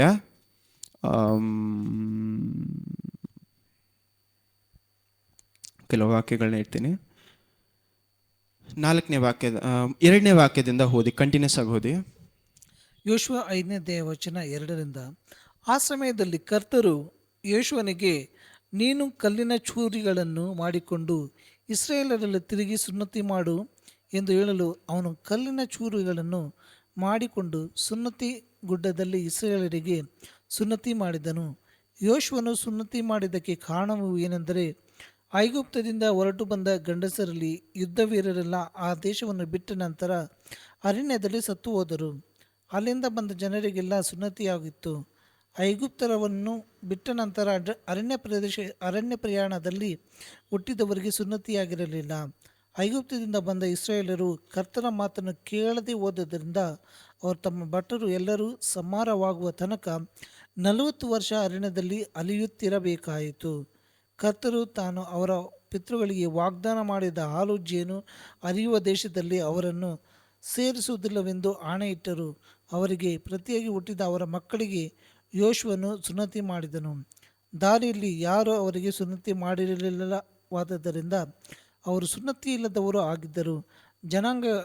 ಜನಾಂಗದವರಿಗೆಲ್ಲ ಸುನ್ನತಿಯಾದ ಮೇಲೆ ಅವರು ವಾಸಿಯಾಗುವವರೆಗೂ ತಮ್ಮ ತಮ್ಮ ಸ್ಥಳಗಳಲ್ಲಿ ಪಾಳಿಯಲ್ಲಿ ಪಾಳಿಯಲ್ಲಿ ಪಾಳಿಯಲ್ಲಿ ಪಾಳಿಯದಲ್ಲಿಯೇ ಇದ್ದರು. ಕರ್ತರು ಯೋಶುವನಿಗೆ, ನಾನು ಐಗುಪ್ತರ ನಿಂದೆಯನ್ನು ಇವತ್ತು ನಿಮ್ಮಿಂದ ನಿವಾರಿಸಿಬಿಟ್ಟಿದ್ದೇನೆ ಎಂದು ಹೇಳಿದ್ದರಿಂದ ಆ ಸ್ಥಳಕ್ಕೆ ಇಂದಿನವರೆಗೂ ಗಿಲ್ಗಾಲ್ ಎಂಬ ಹೆಸರು ಇರುತ್ತದೆ. ಆಮೇನ್ ಆಮೇನ್. ಈ ವಾಕ್ಯವನ್ನು ಅರ್ಥ ಮಾಡಿಕೊಳ್ಬೇಕಂದ್ರೆ ಮೊದಲು ಏನು ಹೇಳ್ತಾ ಇದ್ದಾರೆ, ಈಜಿಪ್ತಿನಿಂದ ಬಿಟ್ಟಂತ ಜನರಿಗೆ ಸುನ್ನತಿ ಮಾಡಿದ್ರು, ಆದರೆ ಅವರ ಮಕ್ಕಳಿಗೆ ಏನು ಮಾಡಿಲ್ಲ, 40 ವರ್ಷ ಅರಣ್ಯದಲ್ಲಿ ಏನು ಮಾಡೋಕ್ಕಾಗಿಲ್ಲ, ಸುನ್ನತಿ ಮಾಡೋಕ್ಕಾಗಿಲ್ಲ. ಈ ಸುನ್ನತಿಗೆ ನಾವು ಏನು ಅರ್ಥ ಮಾಡ್ಕೊಬೇಕಂದ್ರೆ, ನನ್ನಲ್ಲಿ ಇರುವಂಥ ದೇವರಿಗೆ ಇಷ್ಟವಾಗದೇ ಇರುವಂಥ ಕ್ಯಾರೆಕ್ಟರ್ಸ್, ಗುಣ, ಈ ಗುಣಾದಿಶಗಳ ಎಲ್ಲವನ್ನು ದೇವರು ಏನು ಮಾಡುತ್ತಾರೆ, ನನ್ನಲ್ಲಿ ಸುನ್ನತಿ ಮಾಡಿ ನನ್ನಿಂದ ಆಚೆ ತೆಗಿತಾರೆ. ಆಮೇನ್.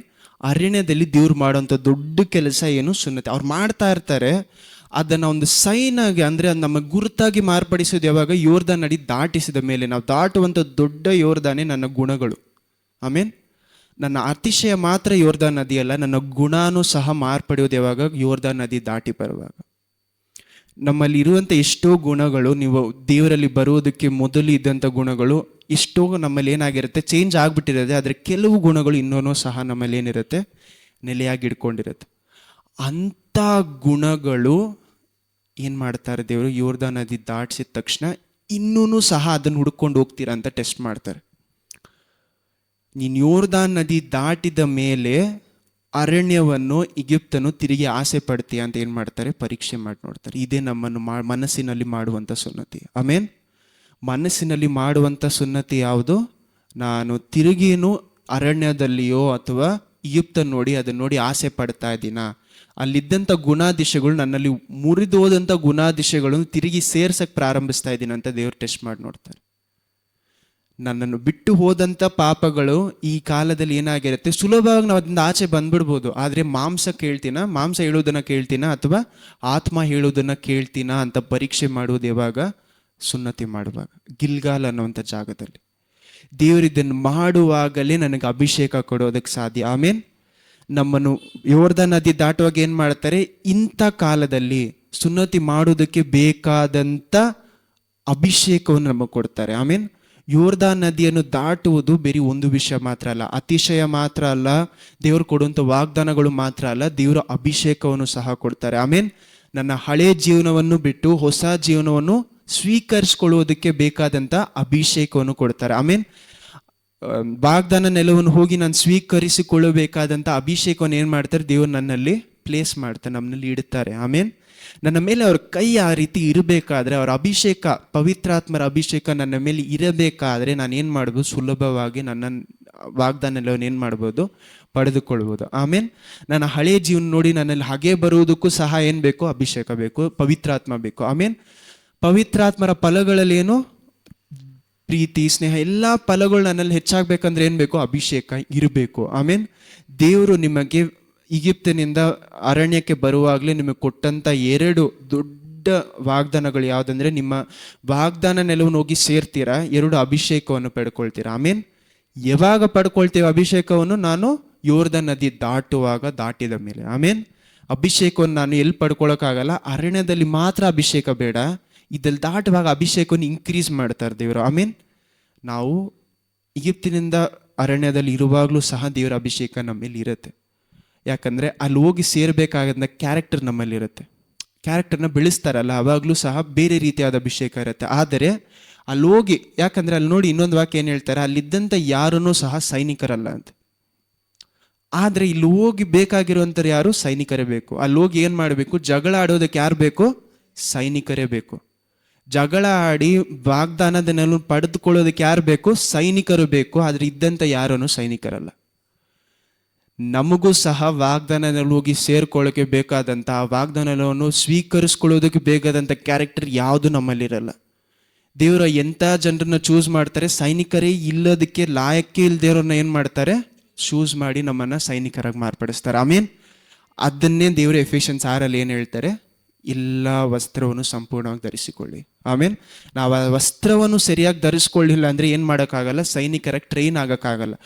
ಅರಣ್ಯದಲ್ಲೂ ಸಹ ನಮ್ಮನ್ನು ಮೊದಲು ಮನುಷ್ಯನಾಗಿ ಟ್ರೈನ್ ಮಾಡ್ತಾರೆ, ಯೋರ್ದಾನ್ ನದಿ ದಾಟಿದ ಮೇಲೆ ನನ್ನನ್ನು ಸೈನಿಕರಾಗಿ ಟ್ರೈನ್ ಮಾಡ್ತಾರೆ. ಆಮೇನ್. ಮೊದಲು ಎರಿಕೋ ಒಳಗಡೆ ಹೋಗುವಾಗ ಯಾವ ರೀತಿ ಹೋಗ್ತಾ ಇದ್ದಾರೆ? ಗೂಢಾಚಾರಿಗಳ ಹೋಗ್ತಾ ಇದ್ದಾರೆ. ಎರಡನೇ ಸತಿ ಯೋಶ್ವನ ಜೊತೆ ಹೋಗ್ಬೇಕಾದ್ರೆ ಯಾವ ರೀತಿ ಹೋಗ್ತಾ ಇದ್ದಾರೆ? ಸೈನಿಕರ ಒಳಗಡೆ ಹೋಗ್ತಾ ಇದ್ದಾರೆ. ಆಮೇನ್. ಗೂಢಾಚಾರಿಯಾಗಿ ಭಯ ಪಟ್ಕೊಂಡು ಅವ್ರ ಹತ್ರದಿಂದ ಓಡಿ ಬರೋದಕ್ಕೂ ಸೈನಿಕನಾಗಿ ಒಳಗಡೆ ಹೋಗಿ ಎಲ್ಲೊಂದು ಜಯಿಸೋದಕ್ಕೂ ವ್ಯತ್ಯಾಸ ಇದೆ. ಮೊದಲು ದೇವ್ರು ಏನು ಮಾಡ್ತಾರೆ, ಆ ಜಾಗ ಒಳಗಡೆ ಹೋದರೆ ನಿನಗೆ ಯಾವ ರೀತಿ ಇರುತ್ತೆ ಅಂತ ನಮಗೆ ಆಸೆ ಏನು ಮಾಡ್ತಾರೆ, ತೋರಿಸ್ತಾರೆ ನಮ್ಗೆ ಯಾವ ರೀತಿ ಇರುತ್ತೆ ಅಂತ. ನಿಮ್ಮ ವಾಗ್ದಾನದ ನೆಲದಲ್ಲಿ ನಿಮಗೆ ಏನೆಲ್ಲ ಸಿಗುತ್ತೆ ಅಂತ ದೇವ್ರು ಏನು ಮಾಡ್ತಾರೆ, ತೋರಿಸ್ತಾರೆ.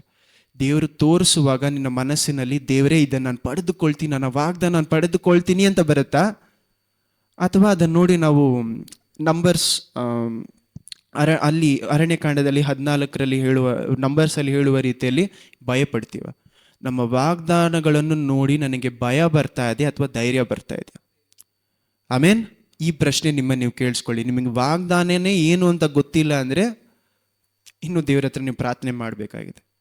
ಓಕೆ, ಇವಾಗ ನಾವು ಯೋರ್ದಾನ್ ನದಿ ದಾಟಿ ಎಲ್ಲಿದ್ದೀವಿ? ಗಿಲ್ಗಾಲ್ ಅನ್ನುವ ಜಾಗದಲ್ಲಿ ದೇವ್ರು ನಮ್ಮ ಸುನ್ನತಿ ಮಾಡಿ ಏನಕ್ಕೆ ತಯಾರು ಮಾಡ್ತಾ ಇದ್ದಾರೆ? ಸೈನಿಕರಾಗಿ ತಯಾರು ಮಾಡ್ತಾ ಇದ್ದಾರೆ. ಆಮೇನ್. ವಾಸಿ ಆದಮೇಲೆ ಏನಾಗುತ್ತೆ ಅಂತ ನೋಡಿ. 10ನೇ ವಾಕ್ಯ 9 ಆಯಿತು. 10ನೇ ವಾಕ್ಯ ಓದಿ. ಅಲ್ಲ, 9ನೇ ವಾಕ್ಯ ಇನ್ನೊಂದ್ಸತಿ ಓದ್ಬಿಡಿ ಪ್ಲೀಸ್. ಕರ್ತರು ಯೋಶ್ವನಿಗೆ, ನಾನು ಐಗುಪ್ತರ ನಿಂದೆಯನ್ನು ನಿನ್ನ ಈಜಿಪ್ತಿನಲ್ಲಿ ಏನು ಹೇಳ್ತೀರಾ, ಸ್ಲೇವ್ ಆಗಿದ್ದನ್ನು ನಾನು ಏನು ಮಾಡ್ತೇನೆ, ನಿಂದೆಯನ್ನು ಇವತ್ತು ನಿಮ್ಮಿಂದ ನಿನ್ನಿಂದ ನಿವಾರಿಸಿಬಿಟ್ಟಿದ್ದೇನೆ. ಆಮೇನ್. ನಮಗೆ ದೊಡ್ಡ ಒಂದು ಐಶ್ವರ್ಯ, ದೊಡ್ಡ ಒಂದು ಆಶೀರ್ವಾದ, ಎಲ್ಲದಕ್ಕಿಂತ ದೊಡ್ಡ ಆಶೀರ್ವಾದ ಏನಂದ್ರೆ ಈಜಿಪ್ತಿನಲ್ಲಿ ಇದ್ದಂಥ ಒಂದು ಕ್ಯಾರೆಕ್ಟರ್ನ ನಮ್ಮಿಂದ ತೆಗೆದು ಹಾಕ್ಬಿಡೋದು. ಯೇಸುವಿನ ಥರ ನನ್ನ ಕ್ಯಾರೆಕ್ಟರ್ ಮಾರ್ಪಡಕ್ಕೆ ಪ್ರಾರಂಭಿಸ್ತಲ್ಲ, ಅದೇ ನನ್ನ ದೊಡ್ಡ ಆಶೀರ್ವಾದ. ಆಮೇನ್. ನನ್ನ ದೊಡ್ಡ ಒಂದು ಕಷ್ಟಗಳು, ಕೆಟ್ಟದಾದಂಥ ಗುಣಗಳು ನನ್ನನ್ನು ಮಾರಿ, ನನ್ನಲ್ಲಿ ಬಿಟ್ಟು ಅದು ಚೇಂಜ್ ಆಗಿ ನಾನು ಹೊಸ ಮನುಷ್ಯನಾಗಿ ಮಾರ್ಪಡಕ್ಕೆ ಪ್ರಾರಂಭಿಸ್ತೀವಲ್ಲ, ಅದೇ ನಮಗೆ ಕೊಡುವಂಥ ದೊಡ್ಡ ಆಶೀರ್ವಾದ. ಆಮೇನ್. ಗಿಲ್ಗಾಲ್ ಅನ್ನೋಂಥ ಜಾಗದಲ್ಲಿ ಯೋಶ್ವನ ಹತ್ರ ದೇವ್ರು ಏನು ಹೇಳ್ತಾ ಇದ್ದಾರೆ? ಈಜಿಪ್ತಿನಲ್ಲಿ ಬಂದಂಥ ನಿಮ್ಮ ಅಸಹ್ಯವನ್ನು ನಿಮ್ಮ ಹತ್ರದಿಂದ ತೆಗೆದಿದ್ದೇನೆ ಇವತ್ತು ಅಂತ. ಅದನ್ನು ಗುರುತಾಗಿ ಮಾರ್ಪಡಿಸ್ತಾರೆ. ಆಮೇಲೆ ಆ ಹಳೆಯ ಜೀವನದೊಳಗೆ ನಮ್ಮಲ್ಲಿ ಏನು ಬರುತ್ತೆ? ಅಸಹ್ಯ ಅನ್ಸುತ್ತೆ. ಆ ಅಸಹ್ಯ ಅನ್ನೋದು ನಿಮ್ಮ ಮನಸ್ಸಿನಲ್ಲಿ ಬಂದಿಲ್ಲ ಅಂದರೆ ನೀವು ಇನ್ನೂ ಅರಣ್ಯದಲ್ಲೇ ಇದ್ದೀರಾ ಅಂತ ಅರ್ಥ. ನಿಮಗಿನ್ನೂ ದೇವರ ವಾಕ್ಯ ನಿಮ್ಮಲ್ಲಿ ಕಟ್ಟಕ್ಕೆ ಪ್ರಾರಂಭಿಸಿಲ್ಲ. ನಿಮ್ಮನ್ನು ನೋಡಿ ಆಶೀರ್ವಾದ ಇವತ್ತಿಗೂ ಏನಾಗಲ್ಲ, ಬರಲ್ಲ. ಹೇಳ್ತೀನಿ ಅಂತ ತಪ್ಪಾಗಿ ಅನ್ಸ್ಕೊಂಬೇಡಿ. ನಿಮ್ಮನ್ನು ನೋಡಿ ನಿಮ್ಮ ಜೀವನವೆಲ್ಲ ಕ್ರೈಸ್ತನು ಅಂತ ಹೇಳಿದ್ರು, ಕ್ರಿಸ್ತಳು ಅಂತ ಹೇಳಿದ್ರು ನಿಮ್ಮ ಜೀವನದಲ್ಲಿ ಆಶೀರ್ವಾದ ನಿಮ್ಮನ್ನು ಹುಡ್ಕೊಂಬರಲ್ಲ. ಯಾಕೆ ಬರಲ್ಲ? ದೇವರು ಹೇಳುವುದನ್ನು ನಾನು ಕೇಳಿಸ್ಕೊಂಡಿಲ್ಲ ಅಂದರೆ ದೇವ್ರ ಹತ್ರ ಇಂದ ಪಡ್ಕೊಳಕ್ಕಾಗಲ್ಲ. ಆಮೇನ್. ಕಂಟಿನ್ಯೂ ಮಾಡಿ. ಇವಾಗ 10ನೇ ವಾಕ್ಯ. ಇಸ್ರಾಯೇಲರು ಗಿಲ್ಗಾಲಿನಲ್ಲಿ ಇಳ್ಕೊಂಡಿದ್ದಾಗ ಮೊದಲನೇ ತಿಂಗಳಿನ 14ನೇ ದಿನದ ಸಾಯಂಕಾಲ ಯೆರಿಕೋವಿನ ಬಯಲಿನಲ್ಲಿ ಪಸ್ಕ ಹಬ್ಬವನ್ನು ಆಚರಿಸಿ ಮರು ದಿವಸದ ಆ ದೇಶದ ಧಾನ್ಯವನ್ನು ಊಟಕ್ಕೆ ಉಪಯೋಗಿಸತೊಡಗಿದರು. ಆಮೇಲೆ ನೋಡಿ, ಮೊದಲು ಈ ವಾಕ್ಯ ಎಷ್ಟು ಡೀಪ್ ಆಗಿದೆ ಅಂದರೆ, ಪಸ್ಕ ಹಬ್ಬವನ್ನು ಏನಕ್ಕೋಸ್ಕರ ಆಚರಿಸ್ತಾ ಇದ್ರು? ಈಜಿಪ್ತಿನಲ್ಲಿ ಇರಬೇಕಾದ್ರೆ ಮೊದಲು ಮಕ್ಕಳನ್ನು ದೇವ್ರು ಏನು ಮಾಡ್ತಾರೆ, ಈಜಿಪ್ತಲ್ಲಿ ಇರುವಂಥ ಎಲ್ಲ ಮೊದಲು ಮಕ್ಕಳು ಏನು ಮಾಡ್ತೀನಿ, ಸಾಯಿಸ್ಬಿಡ್ತೀನಿ. ಯಾಕೆ? ಅವ್ರು ಅಷ್ಟು ಕೆಟ್ಟದಾದಂಥ ಮನುಷ್ಯರಾಗಿರ್ತಾರೆ ಈಜಿಪ್ಟ್ ಜನರು. ಅದಕ್ಕೆ ದೇವ್ರು ಏನು ಮಾಡ್ತಾರೆ, ನಾನು ನನ್ನ ಜನರಿಗೆ ನೀವು ವಿರೋಧವಾಗಿ ಮಾಡ್ತೀರಾ, ನಿಮ್ಮ ಎಲ್ಲ ಪಶು ಪಕ್ಷಿ ಎಲ್ಲದ ಮೊದಲು ಚೈಲ್ಡ್ನ ಏನು ಮಾಡ್ತೀನಿ, ಮೊದಲು ಮಕ್ಕಳನ್ನ ಏನು ಮಾಡ್ತೀನಿ, ಸಾಯಿಸ್ಬಿಡ್ತೀನಿ ಅಂತಾರೆ. ಅದನ್ನು ಮಾತ್ರ ಅಲ್ಲ, ಅವಾಗ ಒಂದು ದೇವ್ರು ಏನು ಹೇಳ್ತಾರೆ, ನಿಮ್ಮ ವಾಸ್ಕಲ್ಗಳಲ್ಲಿಯೂ ನಿಮ್ಮ ಡೋರ್ ಪೋಸ್ಟ್ ಮೇಲೂ ಏನು ಮಾಡಿ, ಕುರಿಮರಿಯ ರಕ್ತ, ಆ ರಕ್ತ ಅದನ್ನ ಮೇಲೆ ನೀವೇನು ಮಾಡಿ, ಅದನ್ನ ಮೇಲೆ ಹಾಕಿದ್ರೆ, ಚಿಮುಕಿಸಿದ್ರೆ ಏನಾಗುತ್ತೆ, ನಿಮ್ಮ ಮನೆ ಒಳಗಡೆ ಆ ಒಂದು ದೂತ ಏನು ಮಾಡಲ್ಲ, ಸಂಗಾರದ ದೂತ ಒಳಗಡೆ ಏನು ಮಾಡಲ್ಲ, ಬರಲ್ಲ ಅಂತ ಹೇಳ್ತಾರೆ. ಆಮೇನ್. ಇದನ್ನು ನಾವೇನಕ್ಕೆ ಮಾಡ್ಬೇಕಂದ್ರೆ, ಇವಾಗ ನೋಡಿ, ಇವಾಗ ಇದಕ್ಕೆ ಮುಂಚೆ ಏನಾಯಿತು, ನಮ್ಮನ್ನು ದೇವ್ರು ಏನು ಮಾಡ್ತಾ ಇದ್ದಾರೆ, ಸರಿಪಡಿಸ್ತಾ ಇದ್ದಾರೆ ಅಂದರೆ ನಮಗೆ ಸುನ್ನತಿ ಮಾಡ್ತಾ ಇದ್ದಾರೆ. ನಮ್ಮ ಹಳೆ ಜೀವನ ನಮ್ಮ ಹತ್ರ ಆಚೆ ತೆಗಿತಾ ಇದ್ದಾರೆ. ಅದನ್ನು ಯಾವ ರೀತಿ ಮಾಡ್ತಾ ಇದ್ದಾರೆ? ಇದೆಲ್ಲ ಮಾಡೋದಕ್ಕೆ ಈಜಿಪ್ತಿನಿಂದ ಆಚೆ ಬರುವುದು, ಅಥವಾ ನಮಗೆ ಅರಣ್ಯದಲ್ಲಿ ಬರುವುದು, ವಾಗ್ದಾನದ ನೆಲದಲ್ಲಿ ಎಲ್ಲ ನಡೆಯೋದಕ್ಕೆ ಕಾರಣ ಏನು? ಪಸ್ಕ ಹಬ್ಬ ಅನ್ನೋದೇನು? ಯೇಸು ಕ್ರಿಸ್ತುವಿನ ರಕ್ತದಿಂದ ನಾನು ಪರಿಶುದ್ಧಗೊಳ್ಳುವುದು. ಆಮೇನ್. ಯೇಸು ಕ್ರಿಸ್ತು ನನಗೋಸ್ಕರ ಸಾಯದೆ ಸತ್ತು ಎದ್ದು ಬರದೆ ಹೋದರೆ ತನ್ನ ಜೀವವನ್ನು ಶಿಲುಬೆಯಲ್ಲಿ ಕೊಟ್ಟು, ತನ್ನ ರಕ್ತವನ್ನು ಕೊಟ್ಟು ನನ್ನ ಪಡೆದುಕೊಳ್ಳದೆ ಹೋದರೆ ನಾನು ಅರಣ್ಯ ಅಲ್ಲ, ಸಾಯುವವರೆಗೂ ಈಜಿಪ್ಟಲ್ಲೇ ಇರಬೇಕಾಗಿತ್ತು. ಇದನ್ನು ಜ್ಞಾಪಕಪಡಿಸಿಕೊಳ್ಳುವಂಥ ದಿನವನ್ನು ಏನು ಹೇಳ್ತಾ ಇದ್ದಾರೆ? ಪಸ್ಕ ಅಂತ. ನನ್ನನ್ನು ದೇವರು ಅಲ್ಲಿಂದ ಕಾಪಾಡಿದಂಥ ದಿನ ಅಂತ ಹೇಳುವುದೇ ಪಸ್ಕ ಹಬ್ಬ. ನಾನೂ ಸಹ ಈಜಿಪ್ಟ್ ಜನರ ಥರ ಸಾಯ್ಬೇಕಾಗಿತ್ತು, ಆದರೆ ದೇವರು ನನ್ನನ್ನು ಅಲ್ಲಿಂದ ಕಾಪಾಡ್ಕೊಂಡ್ಬಂದಿದ್ದಾರೆ. ಆಮೇನ್. ಅದನ್ನು ಜ್ಞಾಪಕಪಡಿಸುವುದನ್ನು ಯಾವಾಗ ಜ್ಞಾಪಕಪಡಿಸ್ತಾರೆ? ನನ್ನ ಹಳೆ ಗುಣ ಎಲ್ಲ ಹೋದ ಮೇಲೆ ನನಗೆ ದೇವ್ರು ಜ್ಞಾಪಕಪಡಿಸ್ತಾರೆ, ನಿನ್ನ ಹಳೆ ಗುಣ ಈ ರೀತಿ ಇತ್ತು. ಆದರೆ ನಿನಗೆ ನಾನು ಹೊಸ ಜೀವನ ಕೊಟ್ಟಿದ್ದೀನಿ. ಆಮೇನ್. ಈ ಹೊಸ ಜೀವನ ಕೊಟ್ಟಿರುವಂಥ ದೇವರು ನೆಕ್ಸ್ಟ್ ಏನು ಮಾಡ್ತಾ ಇದ್ದಾರೆ ನೋಡಿ, ನೆಕ್ಸ್ಟ್ ವಾಕ್ಯ. ರೊಟ್ಟಿ ತಿನಗಳನ್ನು ಹ್ಮ್. ಅದೇ ದಿನದಲ್ಲಿ ಅವರು ಉಳಿಯಿಲ್ಲದ ರೊಟ್ಟಿಗಳನ್ನು ಸುಟ್ಟ ತಿನಗಳನ್ನು ತಿಂದರು. ಆಮೇನ್. ಆ ದೇಶದ ಹುಟ್ಟುವಳಿಯನ್ನು ಊಟ ಮಾಡಿದ ಮರು ದಿವಸವೇ ಮನ್ನವೂ ನಿಂತು ಹೋಯಿತು. ಆಮೇಲೆ ನೋಡಿ, ಅವ್ರು ಮೊದಲು ಏನು ಮಾಡ್ತಾ ಇದ್ದಾರೆ, ಪಸ್ಕಾ ಹಬ್ಬ ಮಾಡಿದ ನೆಕ್ಸ್ಟ್ ಡೇನೆ ಏನಾಗ್ತಾ ಇದೆ, ಅವ್ರು ಇದೆಲ್ಲ ಜ್ಞಾಪಕ ಪಡಿಸ್ಕೊಂಡು ದೇವರೇನ ಇದೆಲ್ಲ ಮಾಡಿದ್ರೆ ಅದಕ್ಕಾಗಿ ಸ್ತೋತ್ರ ಅಂತ ಹೇಳುವಂಥ ಆ ದಿವಸ ಮುಗ್ದಿದ್ದ ನೆಕ್ಸ್ಟ್ ಡೇ ಏನಾಗುತ್ತೆ, ಅವ್ರು ವಾಗ್ದಾನದ ನೆಲದ ಊಟವನ್ನು ತಿನ್ನೋಕೆ ಪ್ರಾರಂಭಿಸ್ತಾರೆ. ಆಮೇನ್. ಮನ್ನಾ ಅವ್ರಿಗೆ ನಿಂತೋಗುತ್ತೆ, ಪರಲೋಕದಿಂದ ಬರುವಂಥ ಊಟ ಏನಾಗತ್ತೆ, ನಿಂತೋಗ್ಬಿಡುತ್ತೆ. ಅಲ್ಲಿ ಅವರೇ ಕಷ್ಟಪಟ್ಟು ಅವರೇ ಬೆಳೆಸುವಂಥ ವಿಷಯಗಳ ಫಲವನ್ನು ತಿನ್ನೋಕೆ ಪ್ರಾರಂಭಿಸ್ತಾರೆ. ಆಮೇನ್. ನಮ್ಮನ್ನು ದೇವರು ನಮಗೆ ಆಶೀರ್ವಾದ ಕೊಟ್ಟು ಯಾಕೆ ಈ ಫಲ ಕೊಡೋದು, ಯಾಕೆ ಆ ವಾಗ್ದಾನ ನೆಲದ ಫಲಗಳು ನಾವು ತಿನ್ನೋದಷ್ಟು ಮುಖ್ಯ ಅಂದರೆ, ಯೋಚನೆ ಮಾಡಿ ನೋಡಿ, ನಮ್ಮ ಕಷ್ಟದ ಫಲವನ್ನು ನಾವು ಕಷ್ಟಪಟ್ಟು ನಾವು ಮಾಡಿ ನಾವು ಬೇರೆಯವ್ರಿಗೂ ನಾವು ಆಶೀರ್ವಾದ ಆಗಿರೋಕೆ ಎಷ್ಟು ಸಂತೋಷವಾಗಿರುತ್ತೆ. ಆಮೇನ್. ನನಗೂ ಮಾತ್ರ ಆಶೀರ್ವಾದವಾಗಿಲ್ಲ, ಬೇರೆಯವ್ರಿಗೂ ಸಹ ಏನಾಗ್ತಾ ಇದ್ದೀನಿ, ಆಶೀರ್ವಾದವಾಗಿ ಮಾರ್ಪಡ್ತಾ ಇದ್ದೀನಿ. ಆಮೇನ್. ಯಾವಾಗ ಮೊದಲು ನಾನು ಚೆನ್ನಾಗಿದ್ದು, ನಾನು ಒಳ್ಳೆ ಕೆಲಸದಲ್ಲಿದ್ದು ಅಂತ ನಾವು ಸರಿಯಾದ ಜೀವನ ನಡೆಸಿದ್ರೇನೆ ನಾನು ಅನ್ಯ ಜನರಿಗೆ ಸಾಕ್ಷಿಯಾಗಿರೋಕ್ಕೆ ಸಾಧ್ಯ. ಆಮೇನ್. ಅನ್ಯ ಜನರಿಗೆ ಸಾಕ್ಷಿಯಾಗಿರುವುದು ಯಾವಾಗ, ನನ್ನ ಜೀವನ ನಾನು ಬಿಟ್ಟು ದೇವರಿಗೋಸ್ಕರ ಬಾಳುವಾಗ. ಆಮೇನ್. ಅಂಥ ಜೀವನದಲ್ಲಿ ಏನು ಮಾಡ್ತಾನೆ, ನನ್ನ ಎಲ್ಲ ನೀಡ್ಸ್ನ ಮ್ಯಾಥ್ಯೂ 6ನೇ ಅಧ್ಯಾಯದ ಪ್ರಕಾರ, ಮತ್ತೆ 6ನೇ ಅಧ್ಯಾಯದ ಪ್ರಕಾರ ಏನು ಹೇಳ್ತಾನೆ, ನಿನ್ನೆಲ್ಲ ಕೊರತೆಗಳನ್ನು ನಾನು ಪೂರೈಸುವಂಥ ದೇವರು ಅಂತ. ಆಮೇನ್. ಅರಣ್ಯದಲ್ಲಿ ನಡೆಸುವಂಥ ದೇವರು ವಾಗ್ದಾನ ನೆಲದಲ್ಲೂ ನಡೆಸ್ತಾರೆ. ಆಮೇನ್. ಆದರೆ ಇವಾಗ ತಾನೇ ನೆಕ್ಸ್ಟ್ ಏನಾಗ್ತಾ ಇದೆ, ಇನ್ಮೇಲೆ ನಮಗೇನು, ನಾವು ಒಂದು ವೇಳೆ ವಾಗ್ದಾನ ನೀವೇ ದೇವ್ರ ಹತ್ರ ಕೇಳಿ, ದೇವರೇ ನಾನು ಎಲ್ಲಿದ್ದೀನಿ, ಯೋರ್ದಾನ್ ನದಿ ಹತ್ರ ನಿಂತ್ಕೊಂಡಿದ್ದೀನಾ, ಅಥವಾ ವಾಗ್ದಾನ ನೆಲದಲ್ಲಿದ್ದೀನಾ, ಅಥವಾ ಇನ್ನೂ ಅರಣ್ಯದಲ್ಲಿ ಕಲಿಸಬೇಕಾದಂಥ ವಿಷಯಗಳಿದೆಯಾ? ಎಷ್ಟೋ ಜನರಿಗೆ ಏನಾಗುತ್ತೆ ಅಂದರೆ ಅರ್ಜೆಂಟ್ ಪಡ್ತೀವಿ ಏನಂತ, ದೇವರೇ ನಾನು ವಾಗ್ದಾನ ಎಲ್ಲ ಬೇಕು, ವಾಗ್ದಾನ ಬೇಕು ಅಂತ. ವಾಗ್ದಾನ ಎಲ್ಲ ಪಡ್ಕೊಂಡು ನನ್ನಲ್ಲಿ ಗುಣ ಇಲ್ಲದೆ ಹೋದ್ರೆ ಏನಾಗ್ಬಿಡುತ್ತೆ, ವಾಗ್ದಾನ ಎಲ್ಲ ಹಂಗೆ ಇರುತ್ತೆ, ನಾನು ಏನು ಪಡ್ಕೊಳಕ್ಕಾಗಲ್ಲ. ಅಲ್ಲಿ ಹೋಗಿ ನಾನು ಏನಾಗಬೇಕು, ಅಲ್ಲಿ ಹೋಗಿನೂ ಸಹ ಭಿಕ್ಷೆಕರ್ತನ ಬಾಳ್ಬೇಕು. ನಾನು ಅಲ್ಲಿ ಹೋಗಿ ದೇವ್ರು ನನ್ನನ್ನು ವಾಗ್ದಾನ ನೆಲದಲ್ಲಿ ಕರೆದುಕೊಂಡು ಹೋಗೋದಕ್ಕೆ ಕಾರಣ ಏನು, ರಾಜ ಥರ ಬಾಳೋದಕ್ಕೆ. ಆಮೇನ್.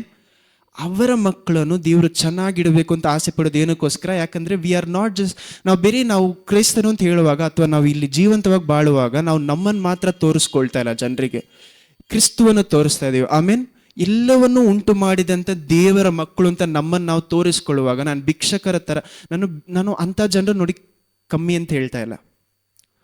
ನಾವು ಅದನ್ನು ಮೀರಿ ದೇವರ ರಾಜ್ಯದಲ್ಲಿ ಯಾವ ರೀತಿ ದೇವರು ಅಷ್ಟು ಪರಿಶುದ್ಧವಾಗಿ ಒಂದು ರಾಜನ ಥರ ಗಂಭೀರವಾಗಿ ಬಾಳ್ತಾ ಇದ್ದಾರೋ ಆ ರೀತಿ ನಾವು ಬಾಳಕ್ಕೆ ಪ್ರಾರಂಭಿಸ್ಬೇಕು. ಆಮೇನ್.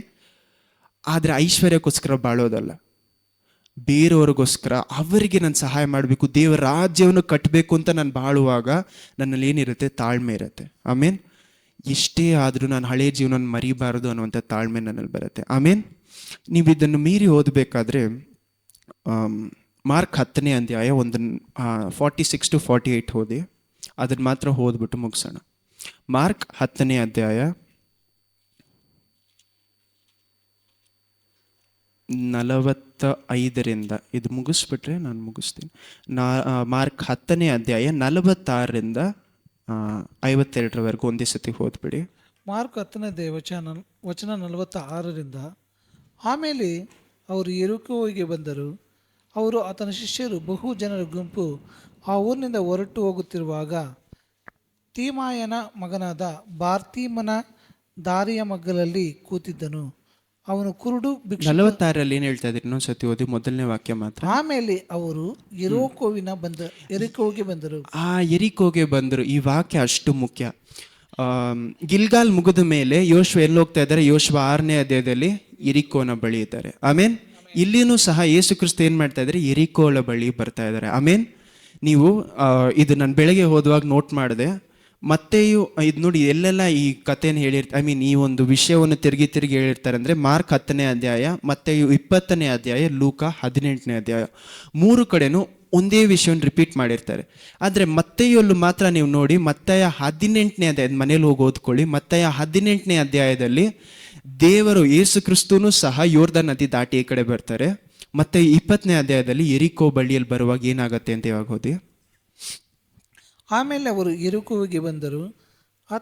ಆತನ ಶಿಷ್ಯರು ಬಹು ಜನರ ಗುಂಪು ಆ ಊರಿನಿಂದ ಹೊರಟು ಹೋಗುತ್ತಿರುವಾಗ, ತೀಮಾಯನ ಮಗನಾದ ಬಾರ್ತಿಮಾಯನ ದಾರಿಯ ಮಗ್ಗಲಲ್ಲಿ ಕೂತಿದ್ದನು. ಅವನು ಕುರುಡು ಭಿಕ್ಷುಗಾರನು. ಈ ಮಾರ್ಗವಾಗಿ ಹೋಗುವವನು ನಜರೇತಿನ ಯೇಸುವೆಂದು ಅವನು ಎಂದು ಅವನು ಕೇಳಿ, ದಾವೀದನ ಕುಮಾರನೇ, ಯೇಸುವೆ, ನನ್ನನ್ನು ಕರುಣಿಸು ಎಂದು ಕೂಗಿಕೊಳ್ಳುವುದಕ್ಕೆ ಪ್ರಾರಂಭಿಸಿದನು. ಅನೇಕರು ಸುಮ್ಮನಿರು ಎಂದು ಅವನನ್ನು ಗದರಿಸಲು ಅವನು, ದಾವೀದ ಕುಮಾರನೇ, ನನ್ನನ್ನು ಕರುಣಿಸು ಎಂದು ಮತ್ತಷ್ಟು ಕೂಗಿಕೊಂಡನು. ಆಗ ಯೇಸು ನಿಂತು ಅವನನ್ನು ಕರೆಯಿರಿ ಅನ್ನಲು ಅವರು ಆ ಕುರುಡನನ್ನು ಕರೆದು, ಧೈರ್ಯವಿರಲಿ, ಏಳು, ನಿನ್ನನ್ನು ಕರೆಯುತ್ತಾರೆ ಅಂದರು. ಅವನು ತನ್ನ ಹೊದಿಕೆಯನ್ನು ತೆಗೆದುಹಾಕಿ ತಟ್ಟನೆ ಎದ್ದು ಯೇಸುವಿನ ಬಳಿಗೆ ಬಂದನು. ಯೇಸು ಅವನನ್ನು, ನಾನು ನಿನಗೆ ಏನು ಮಾಡಬೇಕೆಂದು ಕೋರುತ್ತಿ ಎಂದು ಕೇಳಲು, ಆ ಕುರುಡನು, ನನಗೆ ಕಣ್ಣು ಬರುವಂತೆ ಮಾಡಬೇಕು ಗುರುವೇ ಅಂದನು. ಯೇಸು ಅವನಿಗೆ, ಹೋಗು, ನಿನ್ನ ನಂಬಿಕೆಯೇ ನಿನ್ನನ್ನು ಸ್ವಸ್ಥ ಮಾಡಿ ಅದೇ ಎಂದು ಹೇಳಿದರು. ಕೂಡಲೇ ಅವನಿಗೆ ಕಣ್ಣು ಬಂದವು. ಆಮೇಲೆ ಆ ದಾರಿಯಲ್ಲಿ ಆತನ ಹಿಂದೆ ಹೋದರು. ಆಮೇನ್. ಒಂದೇ ಸತಿ ಏನ್ ಮಾಡ, ಯೋನ 14ನೇ ಅಧ್ಯಾಯ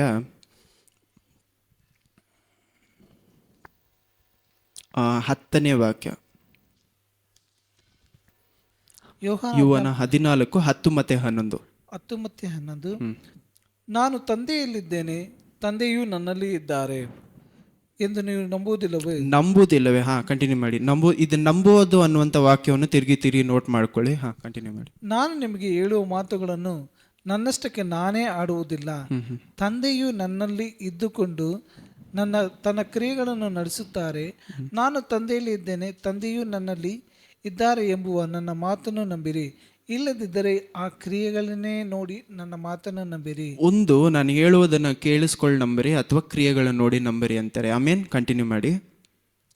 ನಿಮಗೆ ನಿಜವಾಗಿ ಹೇಳುತ್ತೇನೆ, ನನ್ನನ್ನು ನಂಬುವವನು ನಾನು ನಡೆಸುವ ಕ್ರಿಯೆಗಳನ್ನು ತಾನು ನಡೆಸುವನು ಮತ್ತು ಅವುಗಳಿಗಿಂತ ಮಹತ್ತಾದ ಕ್ರಿಯೆಗಳನ್ನು ನಡೆಸುವನು. ಆಮೇನ್.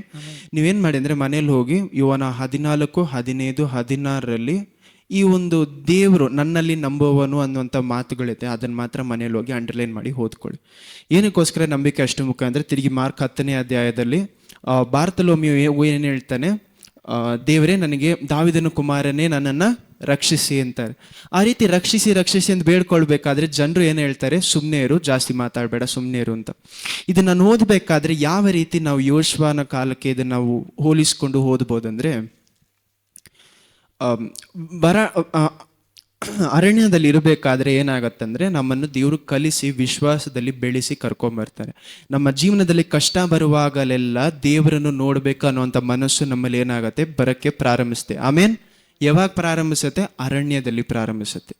ಆದರೆ ಇವಾಗ ನಾವು ಇದಾದ್ಮೇಲೆ ನಮ್ಗೇನಿದೆ, ಎರಿಕೋ ಪಟ್ಟಣವನ್ನು ಏನು ಮಾಡಬೇಕು, ಬೀಳಿಸ್ಬೇಕು ಅನ್ನುವಂಥ ಸ್ಥಳ ಬಂದಾಗ, ಅಥವಾ ನಾವು ಗಿಲ್ಗಾಲ್ ಅನ್ನುವಂಥ ಸ್ಥಳದಲ್ಲಿ ಆ ಊರಿನ ಒಂದು ಏನು ಹೇಳ್ತೀರ ಫಲವನ್ನು ನಾವು ತಿನ್ಬೇಕು ಅನ್ನುವಂಥ ಸ್ಥಳ ಬಂದಾಗ, ನಾವು ದೇವರನ್ನು ನೋಡಿ ಏನು ಮಾಡಬೇಕು, ದೇವರೇ, ನನಗೆ ಬೇಕಾದಂಥ ಆಶೀರ್ವಾದವು, ನಿಮ್ಮ ಸೇವೆ ಬೇಕಾದಂಥ ಆಶೀರ್ವಾದ, ನಿಮ್ಮ ಸೇವೆ ಮಾಡುವುದಕ್ಕೆ ಬೇಕಾದಂಥ ಜ್ಞಾನ ಇರಲಿ, ಬುದ್ಧಿ ಇರಲಿ, ಅಭಿಷೇಕ ಇರಲಿ, ನೀವು ಕೊಟ್ಟಂಥ ವಾಗ್ದಾನಕ್ಕೋಸ್ಕರ ಬಾರ್ತಲೋಮಿ ಯಾವ ರೀತಿ ಪ್ರಾರ್ಥನೆ ಮಾಡಿದನೋ, ದೇವರನ್ನು ನೋಡಿ ಆ ರೀತಿ ನಾವು ಪ್ರಾರ್ಥನೆ ಮಾಡಬೇಕು.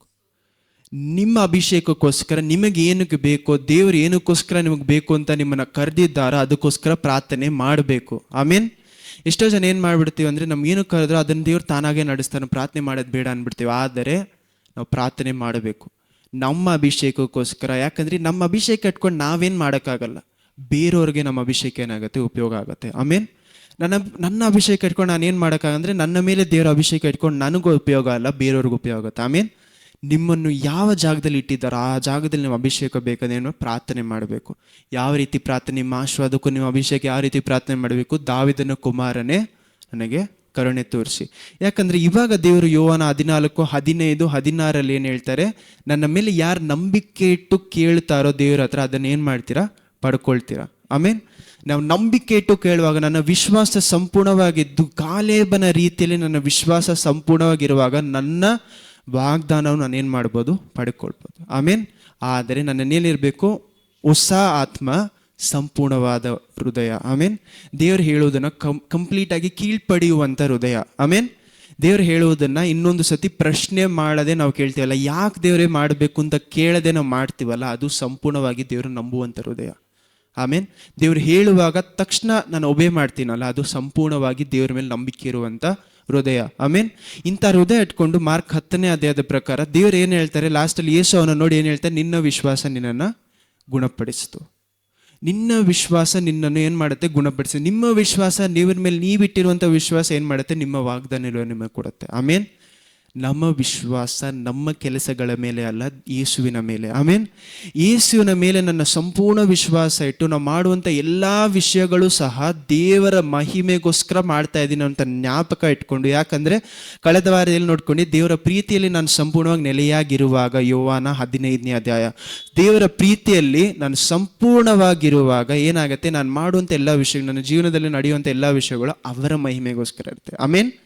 ನನ್ನ ಜೀವನ ಎಲ್ಲವೂ ಏನಾಗಿದೆ, ಅವರ ಮಹಿಮೆಗೋಸ್ಕರ. ನಾನು ಭಿಕ್ಷೆ ಬೇಡಿದ್ರು ಅವರ ಮಹಿಮೆಗೋಸ್ಕರ, ನಾನು ದೊಡ್ಡ ಜಾಗದಲ್ಲಿ ಹೋಗಿ ಒಂದು ದೊಡ್ಡ ಬಿಸ್ನೆಸ್ ಮ್ಯಾನ್ ಆಡಿದ್ರೆ ಏನಕ್ಕೋಸ್ಕರ, ಅವರ ಮಹಿಮೆಗೋಸ್ಕರ. ಆಮೇನ್. ಆ ಒಂದು ಹಣ, ಎಲ್ಲರೂ ಅದನ್ನ ನಿಂತ್ಕೊಳ್ಳೋಣ. ಹಣ ನಮ್ಮನ್ನು ಎಷ್ಟೇ ದೂರ ಕರ್ಕೊಂಡು ಹೋಗ್ಬಿಡುತ್ತೆ. ನಮ್ಮ ಆಶೀರ್ವಾದ ನಮ್ಮನ್ನು ಎಷ್ಟು ವರ್ಷ ನಾವು ಎತ್ಕೊಂಡು ಹೋಗ್ಬೋದು. ನಮ್ಮ ಆಶೀರ್ವಾದಗಳನ್ನು ಒಂದು 10 ವರ್ಷ 20 ವರ್ಷ ಜೀವಂತವಾಗಿರೋವರೆಗೂ ನಮ್ಮ ಆಶೀರ್ವಾದ ನಮ್ಮನ್ನು ಕಾಪಾಡುವ, ಏನು ಈ ಜೀವನದಲ್ಲಿ ಇರುವವರೆಗೂ ನಮ್ಮನ್ನು ಒಂದು ಲೆವೆಲ್ಗೆ ಏನು ಮಾಡುತ್ತೆ, ಕಾಪಾಡಿಟ್ಟಿರ್ಬೋದು. ಆದರೆ ಕೀರ್ತನೆಗಳಲ್ಲಿ ಏನು ಹೇಳ್ತಾರೆ, ಮನುಷ್ಯರು ಅವರು ರಥದ ಮೇಲೆಯೂ ಕುದುರೆಗಳ ಮೇಲೆಯೂ ತಮ್ಮ ಭರವಸೆ ಇಟ್ಟಿರ್ತಾರೆ, ಆದರೆ ನಾವು ನಮ್ಮ ದೇವರ ಮೇಲೆ ಭರವಸೆ ಇಟ್ಟಿದ್ದೆ. ಆಮೇನ್. ನಮ್ಮ ಹಣ ನಮ್ಮನ್ನು ಕಾಪಾಡಲ್ಲ, ನಮ್ಮ ಐಶ್ವರ್ಯ, ನಮ್ಮ ಆಶೀರ್ವಾದ, ನಮ್ಮ ಅಭಿಷೇಕನೂ ಸಹ ನಮ್ಮನ್ನು ಕಾಪಾಡಲ್ಲ. ಪವಿತ್ರಾತ್ಮರಾದ ಯೇಸು ಕ್ರಿಸ್ತುವಿನ ಹೆಸರಲ್ಲಿ ನಮ್ಮ ನಂಬಿಕೆ ಇಡುವುದು ನಮ್ಮನ್ನು ಕಾಪಾಡುತ್ತೆ. ಆಮೇನ್. ಮನುಷ್ಯರು ನಮ್ಮನ್ನು ಬಿಟ್ಟು ಏನಾಗ್ಬೋದು, ದೂರ ಹೋಗ್ಬೋದು. ದೇವರು ಯಾವತ್ತೂ ನಮ್ಮನ್ನು ಬಿಟ್ಟು ದೂರ ಹೋಗಿಲ್ಲ. ಆಮೇನ್. ನಾವು ದೇವರಿಗೋಸ್ಕರ ಬಿಡುವಂಥ ನಾವು ಅರಣ್ಯದಲ್ಲೂ ಯೋರ್ದಾನ್ ನದಿ ದಾಟುವುದಕ್ಕೆ ಮೊದಲು ದೇವರಿಗೋಸ್ಕರ ನಾನು ಬಿಡುವಂಥ ಎಲ್ಲ ವಿಷಯಗಳು ಏನೇ ಇರಲಿ, ನಾನು ಬಿಡುವಂಥ ಎಲ್ಲ ವಿಷಯಗಳನ್ನು ಡಬಲ್ ಮಾಡಿ ಟ್ರಿಬಲ್ ಮಾಡಿ ಏನು ಮಾಡ್ತಾರೆ, 10 ಸತಿ ಜಾಸ್ತಿ ನನಗೆ ವಾಗ್ದಾನ ನೆಲದಲ್ಲಿ ಕೊಡ್ತಾರೆ. ಆಮೇನ್. ನಾನು ಬಿಟ್ಟಿರುವಂಥ ಎಲ್ಲ ವಿಷಯಗಳನ್ನು ದೇವರು ಏನು ಮಾಡ್ತಾರೆ, ಯಾರಿಗೂ ದೇವರು ಏನಿಲ್ಲ ಲೋನ್ ಕೊಡುವಂಥ ದೇವರ, ಲೋನ್ ಇಟ್ಕೊಂಡಿರುವಂಥ ದೇವರಲ್ಲ. ಆಮೇನ್.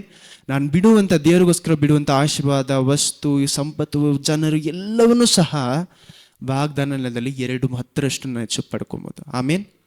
ಆದರೆ ಅದನ್ನು ಪಡೆದುಕೊಳ್ಳೋದಕ್ಕೆ ಏನಾಗಬೇಕು, ನನ್ನ ಮನಸ್ಸು ನಾನು ಒಬ್ಬನೇ ಇರುವಾಗ ಒಂಟಿತನದಲ್ಲಿ ದೇವರ ಜೊತೆ ನಾನು ಸರಿಪಡಬೇಕು. ಸಭೆಯಲ್ಲಿ ಬರುವಾಗ ನಾನು ಸರಿಪಡಬೇಕು. ನಾನು ಸರಿಪಡದೆ ಹೋದರೆ ನನ್ನ ಮನಸ್ಸನ್ನು ನಾನು ಗಟ್ಟಿ ಮಾಡ್ತಾ ಮಾಡ್ತಾ ಮಾಡ್ತಾ ನನ್ನ ವಾಗ್ದಾನ ನನ್ನ ಬಿಟ್ಟು ದೂರ ಹೋಗ್ತಾ ಇರುತ್ತೆ. ಇವತ್ತು ನೀವು ದೇವರ ಹತ್ರ ಕೇಳಿ, ಎಲ್ಲರೂ ಕಣ್ಮುಚ್ಕೊಂಡು ಪ್ರಾರ್ಥನೆ ಮಾಡೋಣ. ಇವತ್ತು ನೀವು ದೇವರ ಹತ್ರ ಕೇಳಿ, ನನ್ನ ವಾಗ್ದಾನವನ್ನು ಬಿಟ್ಟು ನಾನು ದೂರ ಹೋಗ್ತಾ ಇದ್ದೀನಿ. ದೇವರೇ, ನೀವು ಕೊಟ್ಟಂಥ ಅರಣ್ಯದಲ್ಲಿ ನಾನು ಸರಿಯಾಗಿ ನನ್ನನ್ನು ನಾನು ಕೀಳ್ಪಡೆದು ನಡೆದುಕೊಳ್ತಾ ಇದ್ದೀನಿ. ನಿಮ್ಮ ಆಶೀರ್ವಾದ ಬರೋದಕ್ಕೆ ನಾನು ತಡೆಯಾಗಿನಿ ಅಂತ ದೇವರ ಹತ್ರ ನೀವು ಕೇಳಿ. ಆಶೀರ್ವಾದ ಪಡೆದುಕೊಳ್ಳದೆ ಕಷ್ಟದಲ್ಲೇ ಬಾಳ್ಬೇಕನ್ನೋ ದೇವರ ಆಸೆ ಅಲ್ಲ. ಸಮಾಧಾನನೇ ಇಲ್ಲದೆ, ಸಂತೋಷನೇ ಇಲ್ಲದೆ ಬಾಳುವಂಥ ಬಾಳು ಇರಬೇಕು ಅಂತ ದೇವರ ಆಸೆ. ದೇವರಿಗೋಸ್ಕರ ಕಷ್ಟಪಡೋದು ಬೇರೆ, ನನ್ನ ಪಾಪಗಳಿಂದ ನಾನು ಕಷ್ಟಪಡೋದು ಬೇರೆ, ನನ್ನ ಗುಣಗಳಿಂದ ನಾನು ಕಷ್ಟಪಡೋದು ಬೇರೆ. ದೇವರಿಗೋಸ್ಕರ ಕಷ್ಟಪಡೋದು ಸಂತೋಷವನ್ನು ಕೊಡುತ್ತೆ. ಅದನ್ನೇ ಪೌಲ್ ಹೇಳ್ತಾರೆ, ನಾನು ಎಲ್ಲ ವಿಷಯಗಳು ಇದೆಲ್ಲ ಅಲ್ಪವಾಗಿ ಅನ್ಸ್ಕೊಂಡು ದೇವರಿಗೋಸ್ಕರ ಕಷ್ಟಪಡೋದು ಸಂತೋಷವಾಗಿ ನೆನೆಸ್ತೀನಿ ಅಂತಾರೆ. ದೇವರಿಗೋಸ್ಕರ ನಾವು ಕಷ್ಟಪಡೋದು ಯಾವತ್ತೂ ಕೆಟ್ಟ ವಿಷಯ ಅಲ್ಲ. ನನ್ನ ಗುಣ ಸರಿ ಬಿಡಬೇಕು ಅಂತ ಕಷ್ಟಪಡೋದು ಕೆಟ್ಟ ವಿಷಯ ಅಲ್ಲ, ಆದರೆ ನನ್ನ ಗುಣದಿಂದ ನಾನು ಕಷ್ಟಪಡೋದು ತಪ್ಪು. ನಾನು ದೇವರ ಹತ್ರ ಸರಿಯಾಗಿ ನಡೆಯೋದು ಯಾವಾಗ ನೋಡೋದು ಪ್ರಾಬ್ಲಮ್ಸಲ್ಲಿರೋದು ತಪ್ಪು. ಯಾಕಂದರೆ ದೇವ್ರು ನಮ್ಮ ಅದಕ್ಕೋಸ್ಕರ ರಕ್ಷಣೆಯಲ್ಲಿ ಕತ್ತಿಲ್ಲ, ಅನ್ಯ ಜನರ ಮುಂದೆ ನಮ್ಮ ಸಾಕ್ಷಿಯಾಗಿಟ್ಟಿರ್ತಾರೆ. ಪೌಲನು ಸಹ ಏನು ಹೇಳ್ತಾರೆ, ನೀವು ಅನ್ಯ ಜನರ ಮುಂದೆ ನೀವು ಸಾಕ್ಷಿಗಳಾಗಿರಬೇಕು. ನಿಮ್ಮ ಆಶೀರ್ವಾದ ನಿಮಗೋಸ್ಕರ ಅಲ್ಲ, ದೇವರಿಗೋಸ್ಕರ. ನಿಮ್ಮ ಜೀವನ ನಿಮಗೋಸ್ಕರ ಅಲ್ಲ, ದೇವರಿಗೋಸ್ಕರ. ನಮ್ಮನ್ನು ಅವ್ರು ಸಂಪಾದನೆ ಮಾಡ್ಕೊಂಡಿರೋದು ಅವ್ರಿಗೋಸ್ಕರ. ಯಾಕಂದರೆ ಅವರ ಜೀವನವನ್ನು ಸಹ ನಮಗೋಸ್ಕರ ಏನು ಮಾಡಿದಿಲ್ಲ, ಹಿಡಿದು ಕೊಟ್ಕೊಂಡಿಲ್ಲ. ತನ್ನ ಮಗನನ್ನು ಸಹ ನಮಗೋಸ್ಕರ ಹಿಡಿದಿಟ್ಟಿಲ್ಲ. ಅಂಥ ದೇವರಿಗೆ ನಮ್ಮ ಜೀವನವನ್ನು ಕೊಡ್ತಾ ಇದೆ. ನಮಗಿಂತ ಹೆಚ್ಚು ತಾಳ್ಮೆ ದೇವರಿಗಿದೆ. He is more humble than I ever be. ನನ್ನ ಜೀವನ ಪೂರ್ತಿ ನನ್ನನ್ನು ತಗ್ಗಿಸ್ಕೊಂಡು ಬಾಳ್ತೀನಿ ದೇವರೇ ಅಂತ ಹೇಳಿದ್ರು, ನನಗಿಂತ ಹೆಚ್ಚು ತಾಳ್ಮೆ ತಗ್ಗಿಸ್ಕೊಳ್ಳೋದು ಯಾರು? ಯೇಸು ಕ್ರಿಸ್ತ. ಅಂಥ ದೇವರು ನಾನು ಕೀಳ್ಪಡೆದು ನಡೆಯುವಾಗ, ಪವಿತ್ರಾತ್ಮರ ಫಲಗಳು ನನ್ನನ್ನು ಹೆಚ್ಚಾವಾಗ, ನನ್ನನ್ನು ನೋಡಿ ನನ್ನ ವಾಗ್ದಾನದಲ್ಲಿ ನಾವು ಹೋಗಿ ನಿಂತ್ಕೊಳ್ಳುವಾಗ ಫಲ ಕೊಡುವಂಥ ಮರಗಳಾಗಿ ಮಾರ್ಪಡ್ತೀವಿ. ಫಲ ದೇವರಿಗೋಸ್ಕರ ಕೊಡು. ಎಲ್ಲ ಪವಿತ್ರಾತ್ಮ ಫಲಗಳು ನನ್ನ ಹೆಚ್ಚಾಗುವಾಗ, ಅನ್ಯ ಜನರಿಗೆ ನಾನು ಆಶೀರ್ವಾದವಾಗಿ ಮಾರ್ಪಡುವಾಗ ದೇವರ ನಾಮ ಮಹಿಮೆ ಹೊಂದುತ್ತೆ. ಈ ಜೀವನದಲ್ಲೂ ಸಹ ನಾನು ದೇವರ ನಾಮನ ಮಹಿಮೆ ಪಡಿಸ್ಬೇಕು. ನೀವು ಪ್ರಾರ್ಥನೆ ಮಾಡಿದ್ದು, ಈ ಜೀವನದಲ್ಲೂ ಸಹ ನಾನು ದೇವರ ನಾಮನ ಮಹಿಮೆ ಪಡಿಸ್ಬೇಕು.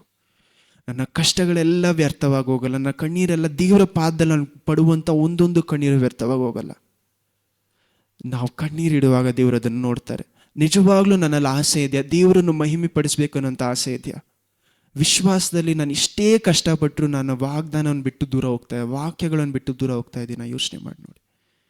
ಯೇಸುವೆ ನಿಮಗೆ ಸ್ತೋತ್ರ ಸ್ತೋತ್ರ ಸ್ತೋತ್ರ. ನೀವು ಒಳ್ಳೆಯ ದೇವರು, ನಿಮ್ಮ ಕೃಪೆ ಸದಾ ಕಾಲ ಇದೆ, ಅದಕ್ಕಾಗಿ ಸ್ತೋತ್ರ ಅಪ್ಪ. ಇಷ್ಟೊತ್ತು ನಿಮ್ಮ ವಾಕ್ಯಗಳನ್ನ ನಾವು ನೋಡಿಕೊಂಡ್ವಿ.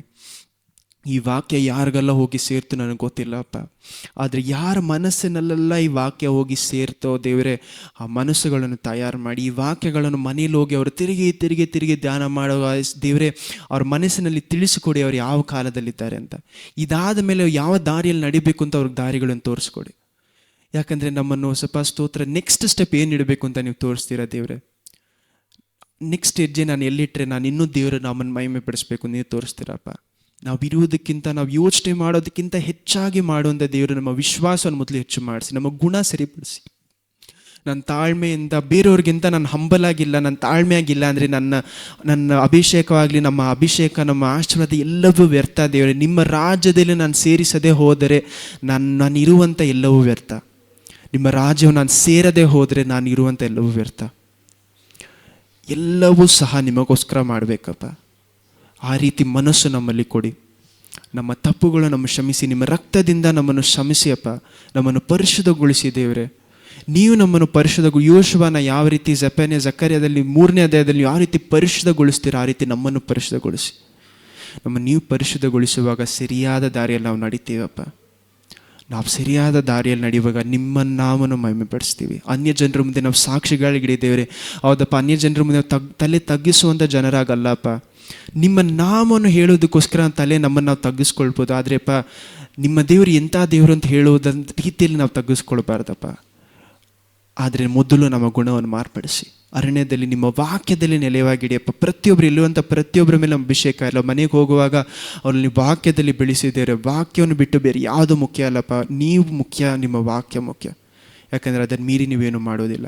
ಎಂದು ಮಾರ್ದಿರುವಂಥ ದೇವರ ಆಶೀರ್ವದಿಸಿಯಪ್ಪ. ಸ್ತೋತ್ರ. ಹೌದಪ್ಪ ತಂದೆಯಾದ ದೇವರ ಪ್ರೀತಿಯು ಯೇಸು ಕ್ರಿಸ್ತುವಿನ ಕೃಪೆಯು, ಐಶ್ವರ್ಯವು, ಸಂತೋಷವು, ಸಮಾಧಾನವು, ಪವಿತ್ರಾತ್ಮರ ಅನ್ಯೂನತೆ ಎಲ್ಲವೂ ಯೇಸು ಕ್ರಿಸ್ತ ನಾಮದಲ್ಲಿ ನಮ್ಮ ಜೊತೆಯಲ್ಲಿರಲಿ. ಆಮೇನ್.